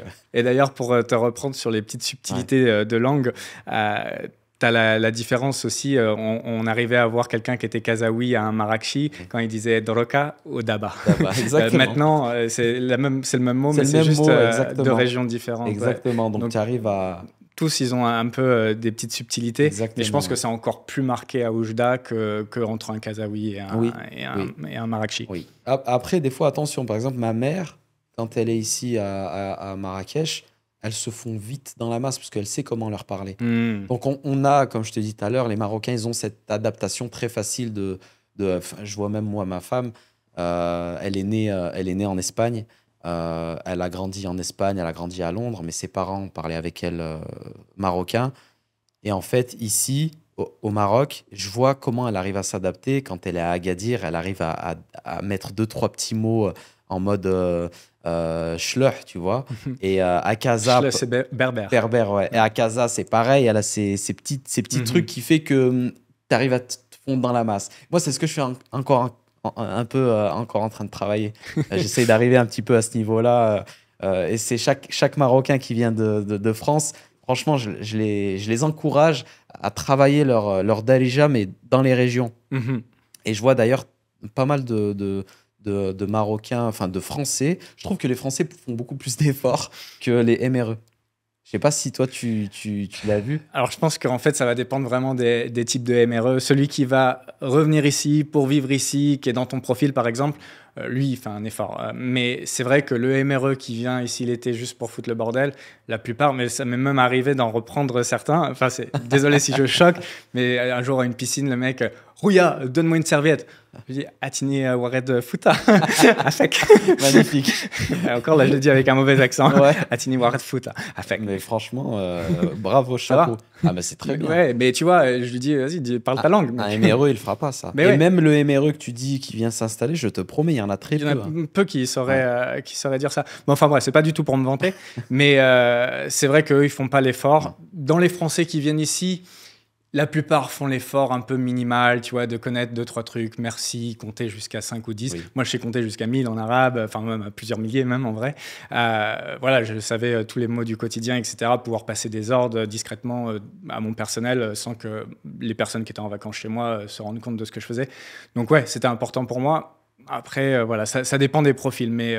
Et aussi un truc, c'est pas égal. Ouais. Tu sais, pour les prix aussi. Quand tu demandes un prix, shahal hada, shahal hadchi et tout. Shahal roya. Shahal roya. Et lui. Exactement.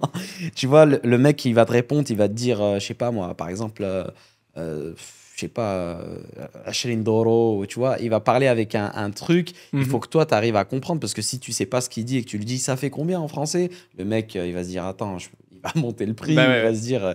C'est quoi ce branquignol, tu vois?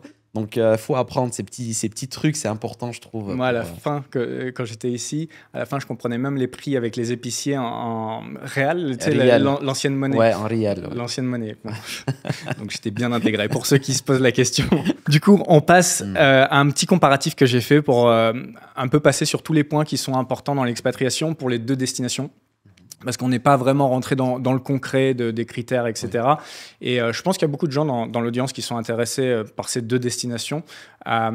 Donc Dubaï, les Émirats, et le Maroc, Marrakech. La première chose peut-être qu'on peut comparer, c'est la facilité administrative pour devenir résident dans les 2 pays. Comment on compare les 2? Qu'est-ce qui est le plus facile? Par rapport à ça, 100% les Émirats. Ici, pour faire un papier, tu es obligé d'attendre des heures. Franchement, c'est le seul point pour moi à améliorer d'urgence au Maroc, c'est de faciliter en fait les démarches administratives. J'ai un ami qui vient de s'installer à Marrakech, qui s'est installé depuis le mois de décembre. Ça fait plus de 6 mois maintenant. Il n'a toujours pas sa résidence, sa carte de résidence. Donc, ils sont toujours en train de le balader, entre guillemets, à droite, à gauche. Moi, ça a mis plus d'1 an aussi. Ouais, tu vois, donc ça, je trouve que faudrait un petit peu que ce soit un peu plus rapide. Je pense qu'ils sont dans le bon sens parce que j'ai été au Jahitex à Marrakech et ça parlait pas mal de digitalisation. Ils sont en train de digitaliser les guichets uniques, etc. Donc, je pense de digitaliser également les démarches administratives, exactement, que tu puisses tout faire en ligne. Pour les Marocains, tu as des trucs aujourd'hui qui sont disponibles en ligne. Donc, il y a des trucs que tu peux faire en ligne. Donc, c'est très bien, ils sont en train d'avancer. Mais pour moi, pour que le pays reste attractif et que les gens viennent et ne réfléchissent pas à se barrer au bout de 2 mois ou 3 mois, fais en sorte que l'administration soit beaucoup plus facile et que la gestion de faire ses papiers soit beaucoup plus fluide. Parce que le calvaire, parce que là, on parle pour quelqu'un qui voudrait s'expatrier ici, qui ne serait pas marocain comme toi. Toi, tu rentres dans ton pays avec ton passeport, là, il n'y a pas de démarche spécifique. Il n'y a pas de débat. Et là, pour le coup, le Maroc serait plus facile que les Émirats, puisque tu n'es pas émirati. Mais pour quelqu'un comme moi, donc d'origine française, c'est vrai que c'est le parcours du combattant. Et ça faisait qu'il y avait beaucoup, et il y a toujours beaucoup de gens qui sont dans des statuts bancals, qui sortent tous les 3 mois, qui sont en touristes, alors qu'ils ont des activités ici, qui vivent ici. Et en vrai, c'est pas si bien que ça. Enfin, ça serait bien mieux qu'ils aient leurs papiers facilement. Moi, ça avait mis des plombes et des plombes, je sais plus combien de temps, mais plus d'1 an. Et ça s'était solutionné parce que je connaissais une grande famille marocaine ici et qu'un jour, je devais partir et qu'ils voulaient qu'on se voit un week-end. Je dis non, je peux pas, je m'en vais. Et il me dit pourquoi tu pars? Je dis tous les 3 mois, je dois partir un week-end en Espagne. Donc on va tous les Français qui sont ici, on va tous en Andalousie parce que c'était le vol le moins cher, le plus rapide. Et il me dit ok, bon, tu vas à la Wilaya là. On va arranger ça. On va régler tout ça. Mais et donc, je suis arrivé dans le bureau et oui, monsieur, ok, très bien, on a ressorti votre dossier. Mais sans ça, j'aurais peut-être mis 2 ans à avoir mes papiers, tu vois. Bon. Et ça, c'est emmerdant. C'est emmerdant. Mais après, peut-être que ça s'améliore. Là, je parle d'une expérience d'il y a longtemps. Ouais, non, là, ça s'améliore parce que mon ami, là, il a fait sa demande, il a eu pile poil 3 mois pour avoir sa résidence. Et apparemment, en 3 mois, c'est très bien, tu vois. Ouais. Donc, ça commence à s'améliorer. Non, c'est correct. 3 mois, à l'époque, ça aurait été fantastique. Hein. Ouais. Donc, ok. Donc, Dubaï, c'est beaucoup plus rapide. Dubaï, c'est extrêmement rapide. Oui, si tu mets l'argent sur la table, en 1 semaine, tu as ta résidence. Ta société, en 1 semaine, tu as ta résidence. Ok. Bon. Ça va très vite. Dubaï gagne sur ce point-là si on est étranger. Ouais. Pour les Marocains qui nous regardent, qui voudraient rentrer dans leur pays, le Maroc gagnera sur ce point-là. Sécurité, donc tu avais fait le point tout à l'heure en disant le Maroc c'est très sûr. Qui gagne entre Maroc et Émirats? Voilà, c'est encore les Émirats sans débat. Mais je tiens à dire que au Maroc, on est beaucoup plus en sécurité qu'en France. Et ça, dans le royaume entier.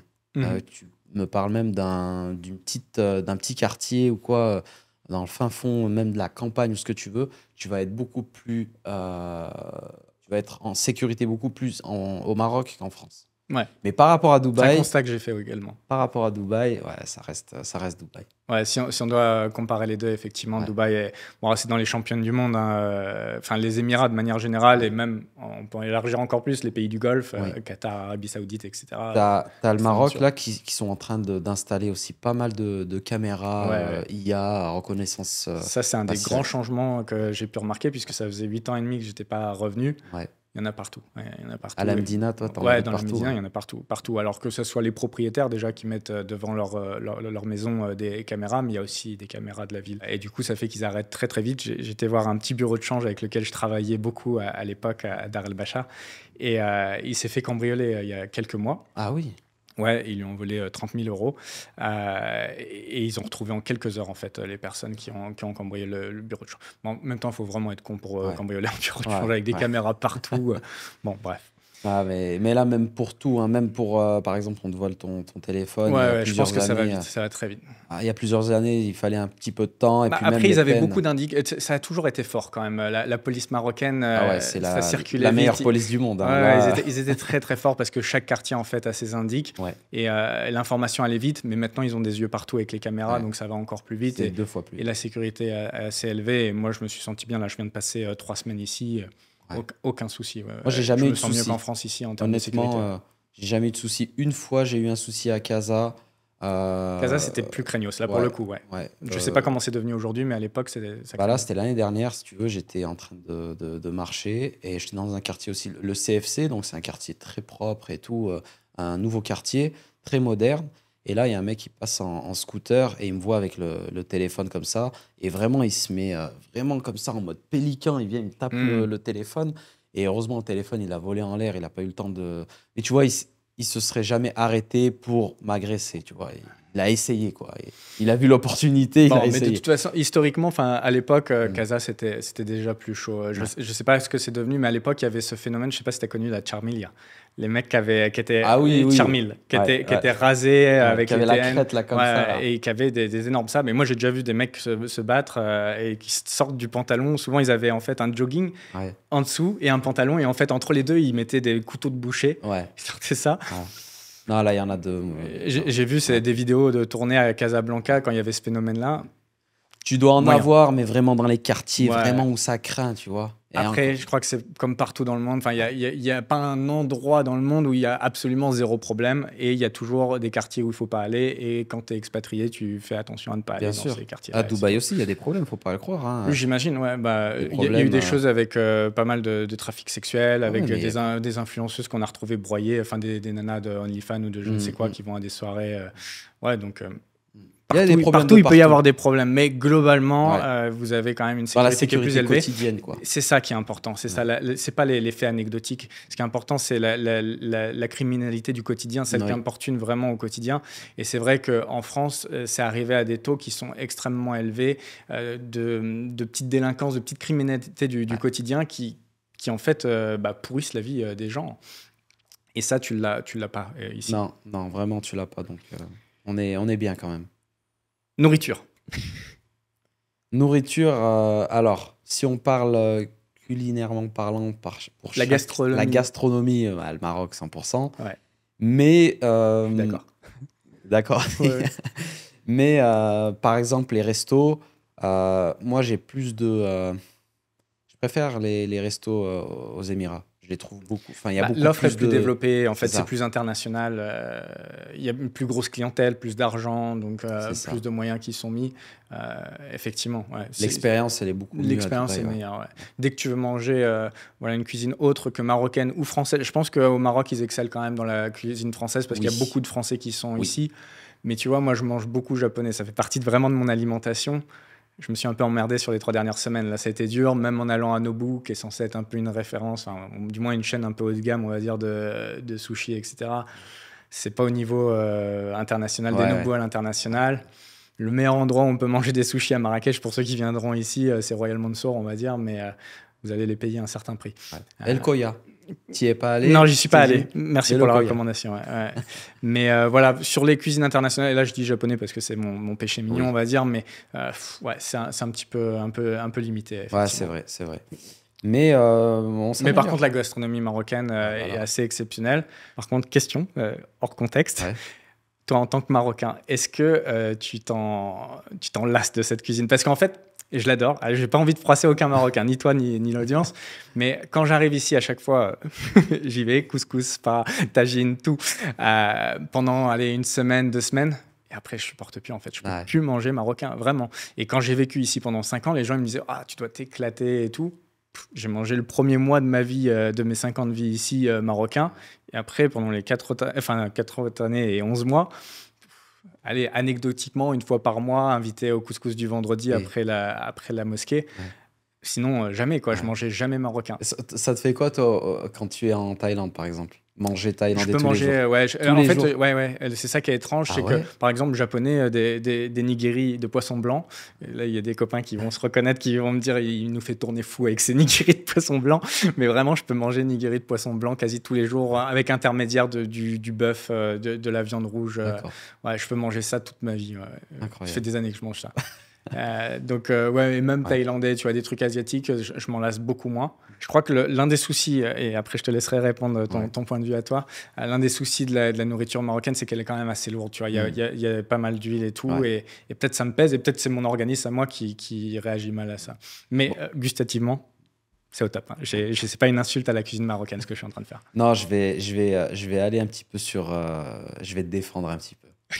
Je vais te défendre parce que moi, en tant que Marocain, bah, moi j'ai grandi où j'ai mangé toute ma vie à la maison pour 80% du temps cuisine marocaine. Et, euh, et là que je suis au Maroc, je mange pas marocain tous les jours, hein. Non. Non, je vais manger marocain une fois par semaine. Ok. Une fois par semaine, voire deux fois. euh, ouais, deux fois. Et le reste du temps, tu manges à la maison une autre nourriture ou tu vas dans des restaurants variés? Bah, quand j'étais seul, je mangeais dehors tous les jours. Ouais. Enfin, depuis que je suis expatrié, ma cuisine, tu vois, j'ai jamais allumé tout est propre et est resté propre. Expatrié célibataire, ça c'est le Ouais, modèle. ça a été C'est pareil. restaurant tous les jours. Restaurant ou des livraisons, livraisons. Livraison, exactement. Restaurant ou livraison. Mais depuis que j'ai une femme à la maison, bah, justement, elle me fait les plats, des bons plats, etc. Mais elle me fait, on va dire, deux fois par semaine un plat marocain Mhm. parce que je suis pas forcément fan de la cuisine marocaine tous les jours. Mhm. Je suis comme toi, c'est trop lourd pour moi, j'ai besoin de manger. Enfin, j'ai quand même un organisme européen, tu vois, j'ai pas mangé toute ma vie au Tagine, marocain, couscous. tagine ou couscous. Et comme je te disais, à la maison, quand j'étais petit, c'était ok, c'était plat marocain, mais il y avait toujours salade, il y avait toujours un petit truc à la française, tu vois, gratin, tu vois, des trucs comme ça.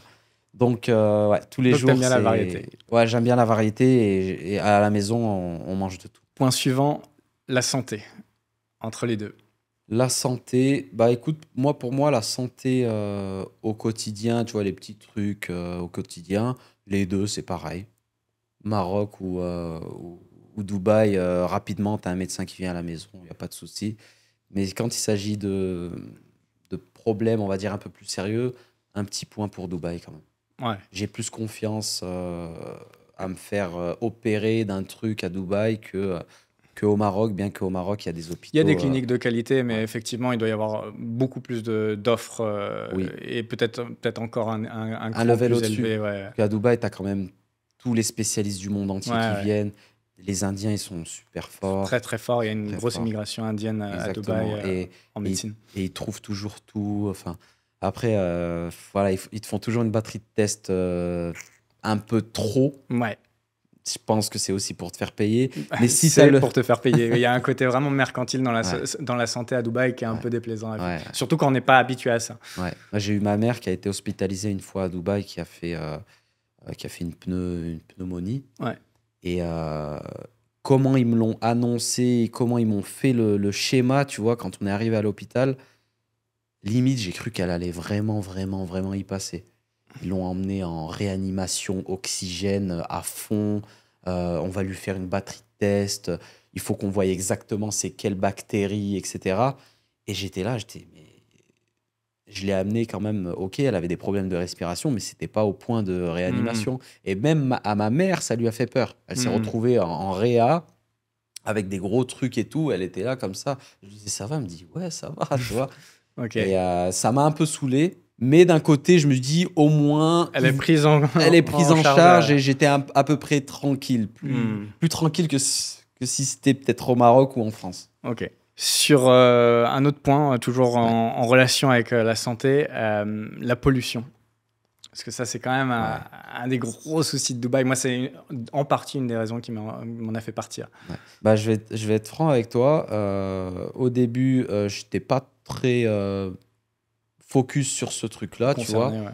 Et au bout de 1 an et demi, j'ai un ami que je suis sur les réseaux. Il montrait, en fait, il faisait des tests, tu vois, de dioxyde de carbone, etc., chez lui, et que c'était hyper pollué. Il disait, regardez, machin. Et puis il Ah, c'est partait en catastrophique. France et tout. C'était catastrophique. C'est au niveau des grosses villes polluées du monde, d'Inde ou de Chine, en fait. Ouais.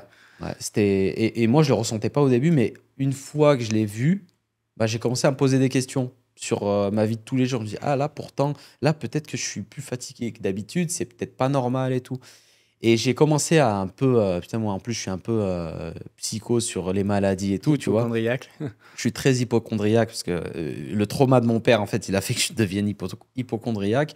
Et donc, du coup, ça m'a fait ressentir, ah ouais, peut-être que l'air, elle est pas bonne et tout. Et vite que, enfin, faut pas trop que je reste plus de 6 mois quand même, plus de 8 mois à Dubaï en étant enfermé. Il faut que j'arrive à bouger et tout. Donc, ouais, la qualité de l'air, elle est Elle est médiocre. Elle catastrophique, est ouais, médiocre. c'est un vrai problème. Après, ils y travaillent, mais je sais pas combien de temps ça mettra. Comment tu veux qu'ils y travaillent? J'ai pas compris un petit peu. De ce que j'avais vu, alors j'ai pas étudié le truc en profondeur, mais je sais qu'ils vont reboiser, planter plus d'arbres, également travailler à ce que les gens utilisent plus de transports en commun ou plus de voitures électriques, etc. Ouais. Je sais qu'aussi sur la chaleur, ils essaient de faire quelque chose, ça peut paraître fou, mais sur l'architecture qu'ils vont faire dans les villes, je crois qu'ils expérimentent ça à Abu Dhabi, si je dis pas de bêtises, ils vont faire des sortes de courants d'air pour que tu aies une sorte d'impression enfin, même que ressenti réel, d'avoir une température un peu plus basse. Incroyable. Donc ouais, ils sont bien, à mon avis, ils y sont sur ce projet-là, Ouais, ouais. parce que c'est dans leur plus gros point faible, c'est cette température qui est accablante l'été, c'est la pollution. Ouais, Et ils y travaillent. ils ont travaillé, comme je l'avais dit plus tôt, sur le fait que les gens ne se sentaient pas à la maison parce que les visas n'étaient pas assez longs. Donc ça, ils ont déjà résolu le problème. C'est géré comme un business, les Émirats. Donc Ouais, ils c'est sont clair. intelligents, ils sont conscients de leurs points faibles et ils y travaillent. Ouais, même par rapport à la pluie, tu vois, ils Ouais, font de la ils la pluie déclenchent. Ils la artificielle. déclenchent, ouais. Moi, j'avais jamais vu ça. Ça faisait 5 ans. Enfin, ça faisait 4 ans que j'étais sur place. J'avais jamais vu autant de pluie que l'année dernière. Ouais. L'année dernière, pour de vrai, je me suis senti en mode. Il y avait 2 saisons, tu vois. Alors qu'habituellement, à Dubaï, il n'y a qu'une saison. Ouais. Et ça m'a trop fait bizarre. Et d'ailleurs, j'ai une voiture qui a pris l'eau.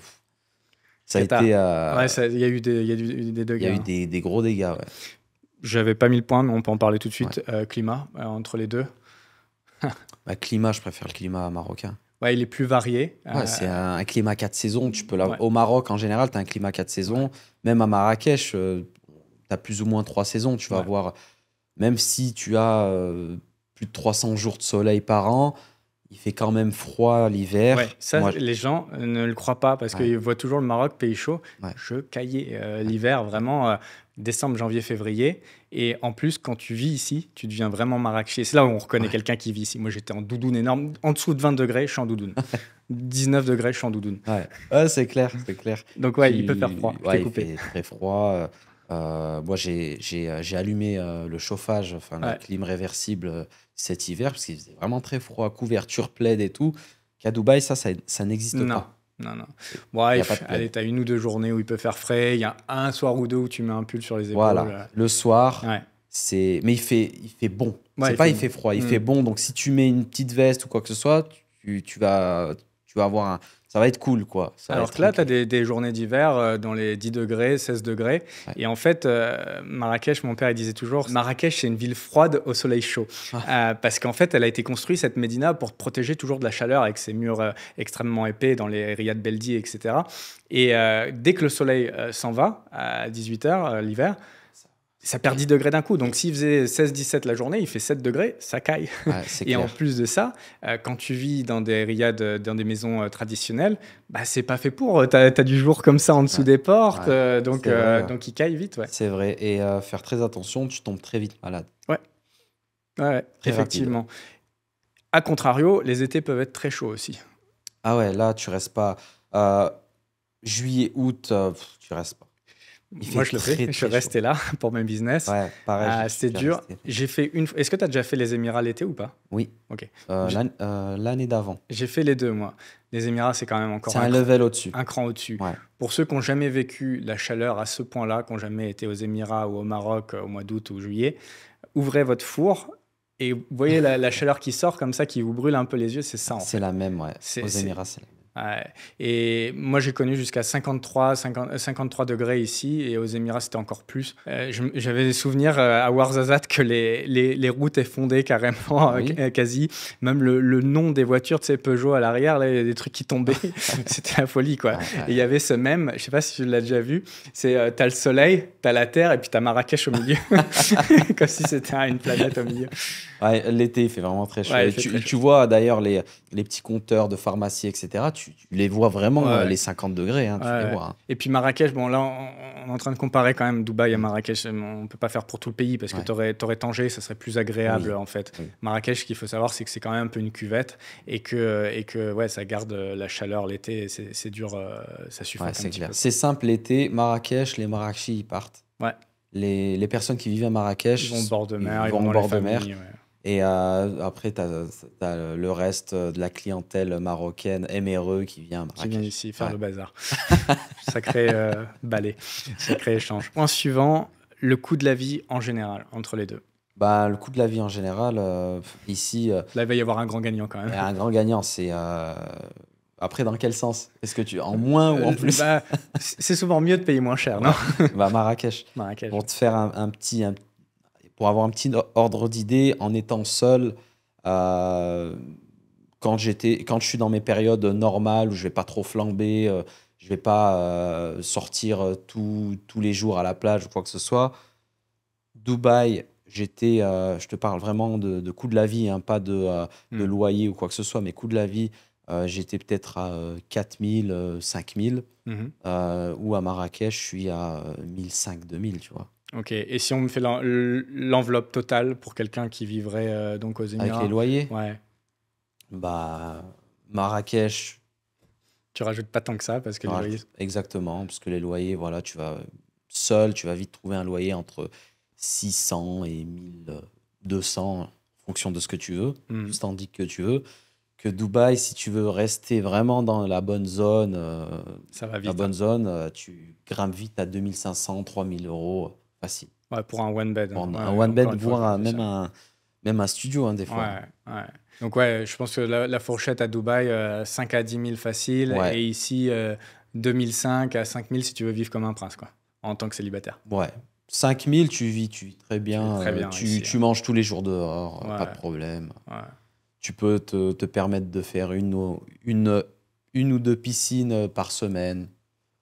Et encore, si tu as ta salle de sport, enfin, si tu as payé un abonnement à la salle de sport d'un hôtel de 5 étoiles, bah, tu peux profiter de la piscine, tu Ouais. vois. Tu as des petits tips comme ça bon, après, c'est vrai qu'à Dubaï, pour le sport, tu peux avoir le sport de ta De ta ton résidence. condominium, c'est vrai que c'est moins développé ici. Alors, il y a quand même des immeubles avec piscine, ça existe. Ouais, Bon, elles sont souvent assez tristes, les immeubles avec piscine Oui. ici, par rapport à Dubaï, là, Oui. pour le coup. ça n'a rien à voir. Mais les gyms, c'est pas très développé ici. Non.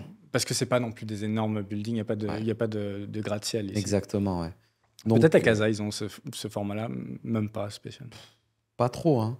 Non. C'est pas trop dans le... C'est quand même c'est plutôt dans les pays du Golfe. Ouais. Et également d'ailleurs en Amérique latine où je vis, Panama, mais pas que. C'est très populaire les tours gratte-ciel avec piscine et salle de sport. Et c'est vrai que c'est peut-être quelque chose qui pourrait manquer un petit peu ici. Ouais. Point suivant, dating. Comment on compare les deux? Bah, dating 100%, tu trouverais plus chaussures à ton pied au Maroc qu'à Dubaï. Plus facile, ouais. Ouais, plus facilement. Alors, moi, c'est simple, j'ai été du coup 4 ans à Dubaï. Pendant 4 ans, célibataire, parce que je savais exactement ce que je voulais. Pas de dating, franchement, rien C'est de inutile. fameux. Parce que tu sais très bien que les femmes, en fait, elles sont là-bas pour... Avoir un repas gratuit ou pour voilà, ou de gold digger, Exactement. si c'est plus qu'un repas, c'est Exactement. quand même très intéressé. Alors, on peut pas généraliser, Oui. mais quand même là, c'est une grosse tendance Une là-bas. grosse tendance. Après, on va se faire aussi un petit peu attaquer parce que ça m'est déjà arrivé de parler de ça, Ok. et j'ai quelques personnes, quelques femmes des Émirats, des femmes qui se sont expatriées aux Émirats, qui se sont mis à m'envoyer des messages, ouais, arrête quand même, nous on est là, nous aussi on cherche du sérieux et tout machin. Honnêtement, moi, sur les 4-5 ans, mon bilan, il est, si tu es un célibataire et que tu veux profiter et que voilà, ça te dérange pas de faire du dating et que c'est voilà, tu payes des restos, des machins et que à la finale c'est juste pour profiter. Ça peut Ok, fonctionner, ça ouais. peut fonctionner, Ouais. mais Pour du sérieux, pour très du compliqué. sérieux, tu trouveras pas. Moi, j'y ai vécu 2 fois, hein. J'ai vécu Ouais. une fois 6 mois en tant que célibataire et une fois 1 an en famille, donc la question ne se posait pas. Mais ouais, les 6 mois, je suis resté célibataire. J'ai essayé quelques fois de faire des dates. Il y a des filles très belles, par contre. Ça attire, Ouais, bien forcément, sûr. ça attire dans T'as les toutes belles les femmes plus de la belles planète. filles de la Ouais, comme à planète. Miami, c'est pareil. Ouais. Par contre, la qualité Non, la qualité n'est est pas au rendez-vous dégueulasse. de ce que j'ai pu constater. Après, voilà, c'est Dégueulasse. pas la vérité absolue, c'est ce qu'on a constaté, nous. Voilà. Ouais. Comme ça, on va pas fâcher les On femmes va qui pas sont là. fâcher parce que tu as beaucoup d'entrepreneuses qui m'écrivent Ouais, de Dubaï et qui me disent ouais, tu dis n'importe quoi, machin. Moi, c'est mon expérience après. ouais, Et bah, c'est la mienne aussi, et je pense que c'est celle la de beaucoup de gens, majorité, en fait. exactement. Et pourtant, c'est incroyable. J'ai d'ailleurs mon ami qui est venu s'installer à Marrakech qui m'a dit un jour, écoute, si tu veux te marier, moi je pense que quand tu iras à Marrakech, tu vas te marier. Je lui dis, écoute, c'est bizarre ton raisonnement. Pourquoi il faut absolument que j'aille à Marrakech pour me marier? Et en fait, je sais pas pourquoi, mais c'est réel. Quand tu es à Dubaï, tu es dans un mindset où même les femmes, elles sont dans un mindset où tout le monde est dans la performance et les relations, elles se font pas sur un truc social. Je sais pas comment t'expliquer, tu vois. Et bon, après, c'est très paradoxal parce que moi, j'ai rencontré ma femme à Dubaï d'ailleurs, tu vois. Mais je l'ai rencontrée parce qu'elle n'était pas de Dubaï, elle n'était pas en mode vacances ou quoi que ce soit. Elle est venue voir de la famille et on s'est rencontrés dans des circonstances, dans un mariage et tout. Donc ça a été vraiment. Je suis une anomalie en fait. Ouais, une Et anomalie de je marché. pensais même pas que ça puisse m'arriver à Dubaï. Et pour la petite histoire, je me suis marié au Maroc. Donc je me suis pas marié à Dubaï. Donc ouais, dating très compliqué. Très très compliqué. Du coup, là, le Maroc gagne de ce côté-là. Ouais, mais je sais pas si au Maroc c'est mieux. Hein. Finalement, là, il remet tout en jeu alors que je Non, pensais mais- avoir terminé le point. Non. Dans le sens où, à part rencontrer des Marocaines, tu vas pas rencontrer des expatriés au Maroc. Hmm. Je sais pas, ça a été quoi T'as ton une expérience? petite communauté. Oui, j'ai eu plus de petites copines marocaines ici. J'ai eu une sénégalaise aussi, mais ouais, ça va être africaine, quoi. Je crois pas que... Non. Non. Bah, après, tu as dans les touristes les filles qui viennent dans tes propriétés. Oui, tu Ouais. pourrais rencontrer... Je connais des amis qui ont rencontré leurs copines, qui ont été des clientes, en fait, Ah dans ouais. leur propriété, ouais. Mais sinon, ouais, non. Tu as eu beaucoup plus de liens sociaux, on va dire, avec les femmes ici. Oui, que- bah oui. Bah, j'ai jamais fréquenté ou daté une Émirati, non. Par exemple. Ça n'existe... Je sais même Ah, pas si c'est ça vrai. existe, ça. Donc, ouais, J'ai non. entendu quelques histoires, mais qui se sont terminées pas dans le meilleur des schémas. Ok, Quand tu te maries enfin, quand tu dates une Émirati, elle peut très vite tu ok. vois, si ça se passe mal, elle peut te faire des problèmes. Ce que j'ai Et puis de entendu. toute façon, je ne serais pas le profil qui intéresserait une Émirati, je pense pas. Du coup, on va passer à la dernière partie de ce podcast. J'avais quelques questions un peu en vrac, un peu perso. Qu'est-ce qui te manque de la France actuellement? Alors, ce qui me manque, ça va être les paysages et la nourriture. Je crois qu'on est beaucoup à dire ça. Et la France, on est fort en nourriture.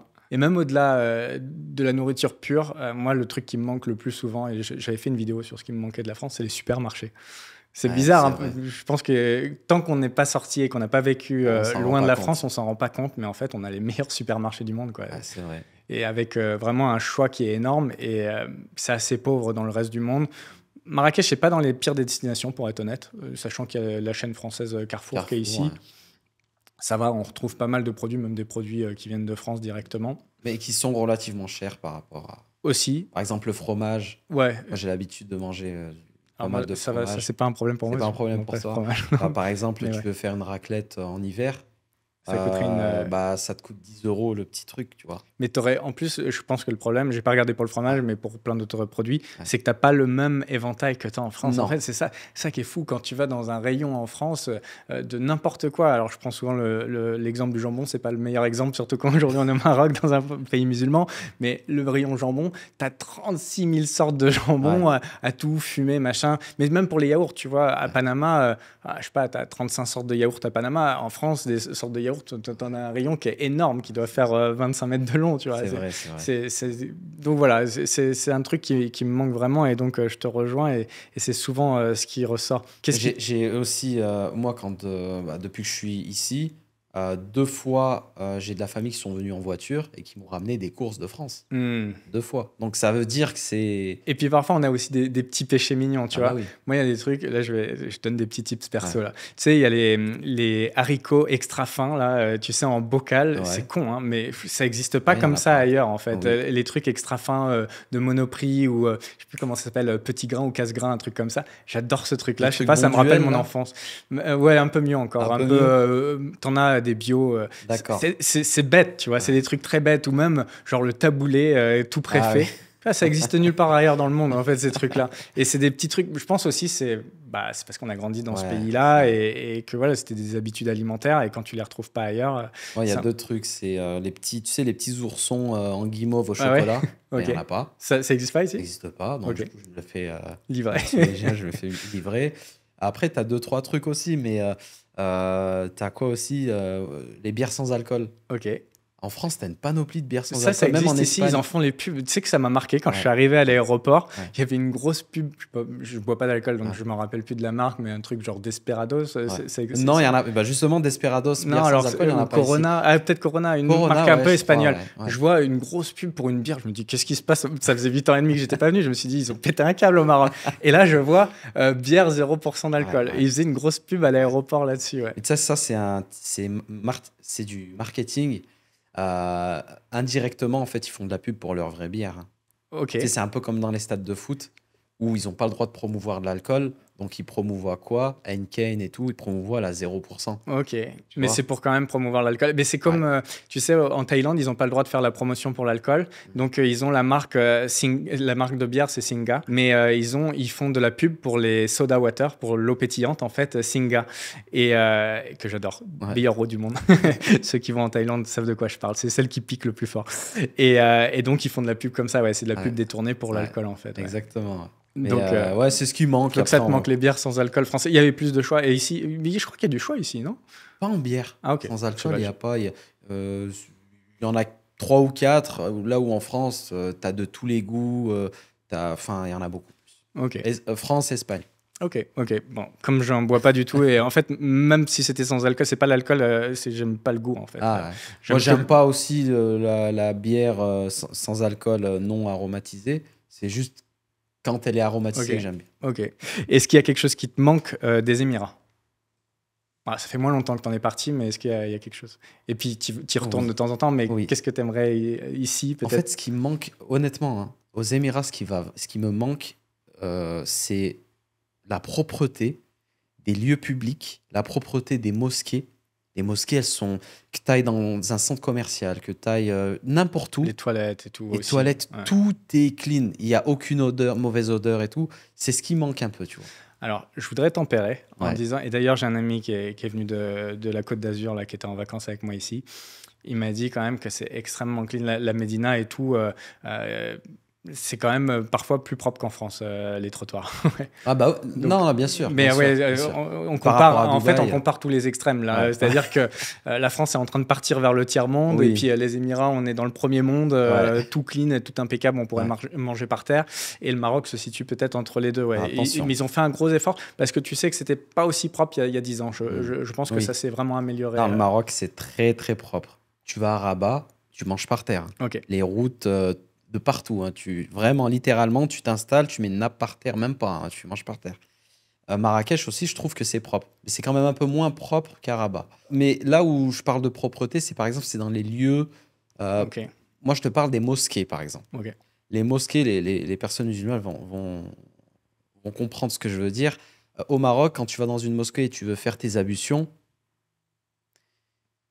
ça donne. Enfin, c'est dur de dire ça, mais ça donne pas forcément.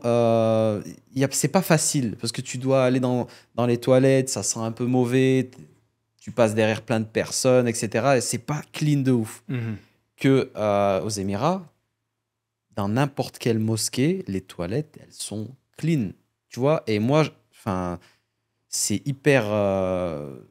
Tu sais, quand tu pratiques ta religion régulière, enfin, tu fais tes 5 prières par jour et à l'heure, t'aimes bien quand c'est l'heure de la prière, t'arrêter, t'as la première mosquée en face, t'as pas tes ablutions, tu fais tes ablutions et tu pries.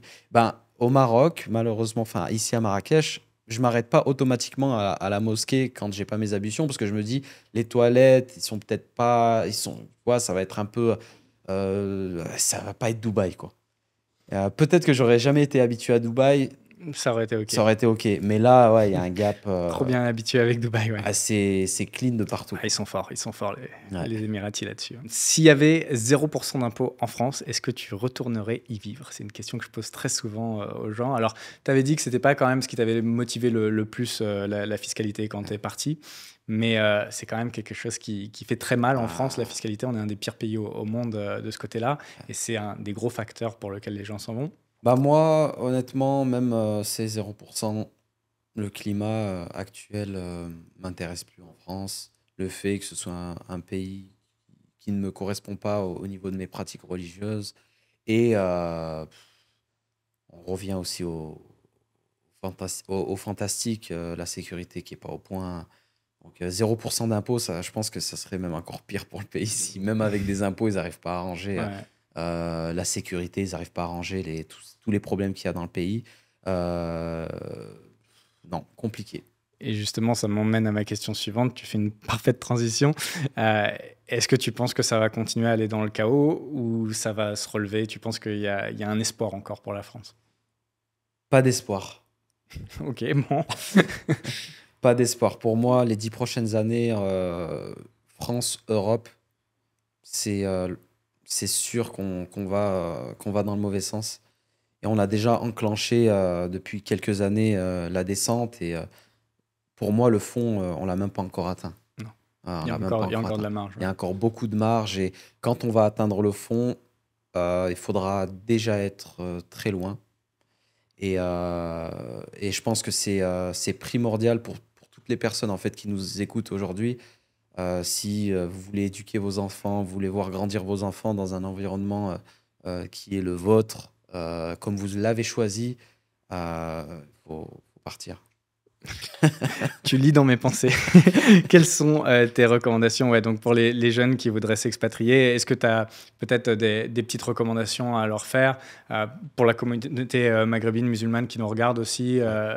Je sais pas, pour les Marocains peut-être qui nous Ouais. regardent aussi, qui se disent est-ce que je devrais rentrer au Maroc ou pas? Voilà, si tu as des recommandations. Moi, j'ai une recommandation qui est simple. Si vous voulez vivre votre religion euh, paisiblement et sans contrainte, justement, ne forcez pas dans un pays qui ne souhaite pas avoir de musulmans visibles. Ne forcez pas, ça sert à rien. Vous n'êtes pas dans un pays qui va vous accueillir à faire votre religion, etc. Donc ça sert à rien de polémiquer 100 ans, ça sert à rien d'essayer de changer les choses, etc. Si la France n'accepte pas en fait son destin, entre guillemets, de devoir être multi, on va dire, multi-religion et Mhm. laisser un petit peu les gens plus librement faire leur religion, n'attendez pas ça en fait. Prenez votre destin en main.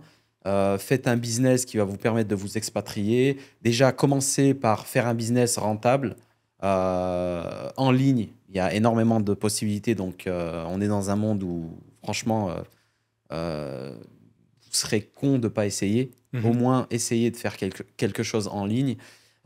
Du moins, essayez de digitaliser un truc, même dans votre business physique, de vous dégager du temps ou peu importe, de déléguer correctement. Mais pour moi, une personne qui est même une personne qui est même pas musulmane, hein, Ouais, ouais, on peut étendre on le peut concept. étendre à Si tout le le pays monde. vous convient pas. Si le pays vous convient pas pour X raisons, ne forcez pas. Mhm. Si vous vous sentez pas en sécurité, vous vous sentez pas chez vous, vous vous sentez pas valorisé, prenez votre destin en main, faites votre argent, faites votre business en ligne et expatriez-vous dans un pays qui vous accueillera beaucoup plus facilement et vous allez voir vraiment, ça c'est un truc qu'il faut le vivre. En fait, quand vous allez être quelque part dans une ville ou dans un pays qui vous correspond, le jour où vous partez de cette ville pour partir en vacances et que vous allez passer vos 2, 3 semaines de vacances, pensez à ce que je vais vous dire au retour. Quand vous allez être au retour, vous allez vous dire ah, je rentre chez moi. Mhm. Que en France, malheureusement, vous n'êtes pas en mode ah, je rentre chez moi, ça va être Toi, quand cool. tu partais en vacances, ça te faisait suer de rentrer en France? Bah, quand je partais en vacances, le retour, c'était putain, je vais rentrer, j'ai tel problème, il y a ces factures-là, il y a ces problèmes. Enfin, es toujours dans un... Tu te sens pas à l'aise, quoi. Tu es dégoûté de rentrer. Alors que quand tu es aligné, effectivement, tu te sens bien. Quand tu es aligné, moi je me souviens quand je partais à Dubaï, enfin que j'étais à Dubaï, que je partais en vacances, et même là au Maroc, là on était à Tarazout plusieurs jours, on était sur le chemin du retour, et quand on rentrait à Marrakech avec ma femme, on se disait, putain, ça fait du bien d'être à la maison, tu vois. Et ça, c'est ce sentiment-là qui n'a pas de prix. Et on est à un siècle qui est formidable. Maintenant, il y a l'information, c'est très facile de se déplacer. Ouais. Il n'y a plus de raison de rester dans un endroit qui ne vous correspond pas. Et le monde est grand. Et en plus, encore une fois, on est à une époque formidable puisque les pays se font même la compétition pour vous attirer. Soit par des exonérations fiscales, soit en mettant en place des choses qui vous rendent votre installation facile, etc. Ouais. Donc, il n'y a pas de raison de rester dans un pays qui ne vous convient pas. Faut en profiter. Je pense que c'est un bon mot de la fin du coup et je pense que le message est passé. Si vous ne vous sentez pas bien où vous êtes, c'est le moment de partir parce que ça va être toujours de pire en pire, toujours plus de réglementation, de régulation. Et donc, tant que c'est possible, allez là où vous vous sentirez bien. Je te remercie d'avoir pris le temps de venir partager toute ton expérience. J'espère que ça aura transmis beaucoup de valeur à tous ceux qui nous ont regardés. Pour ceux qui voudraient te retrouver, qu'est-ce que tu voudrais que je partage comme lien ? La chaîne YouTube. De toute façon, tu seras dans le titre en lien cliquable et je te mettrai sûrement en description aussi. Ça marche. D'ailleurs, que je t'invite aussi sur la chaîne. Et allez voir sa chaîne et il y aura sûrement l'interview qui sera postée. Donc encore une fois, merci. Merci à toi, Julien. Et puis pour tous ceux qui sont intéressés par justement l'expatriation, je vous rappelle que comme d'habitude, vous retrouverez tous mes programmes juste en dessous en description, que ce soit pour créer un business ou bien pour vous expatrier, pour réorganiser vos vies et vos business à l'étranger, dans le but de payer peu ou pas d'impôts totalement légalement. Donc vous aurez tout juste en dessous en description et on se retrouve soit à l'intérieur d'un des programmes, soit dans une prochaine vidéo YouTube. À très bientôt. Ciao, bye bye. À bientôt.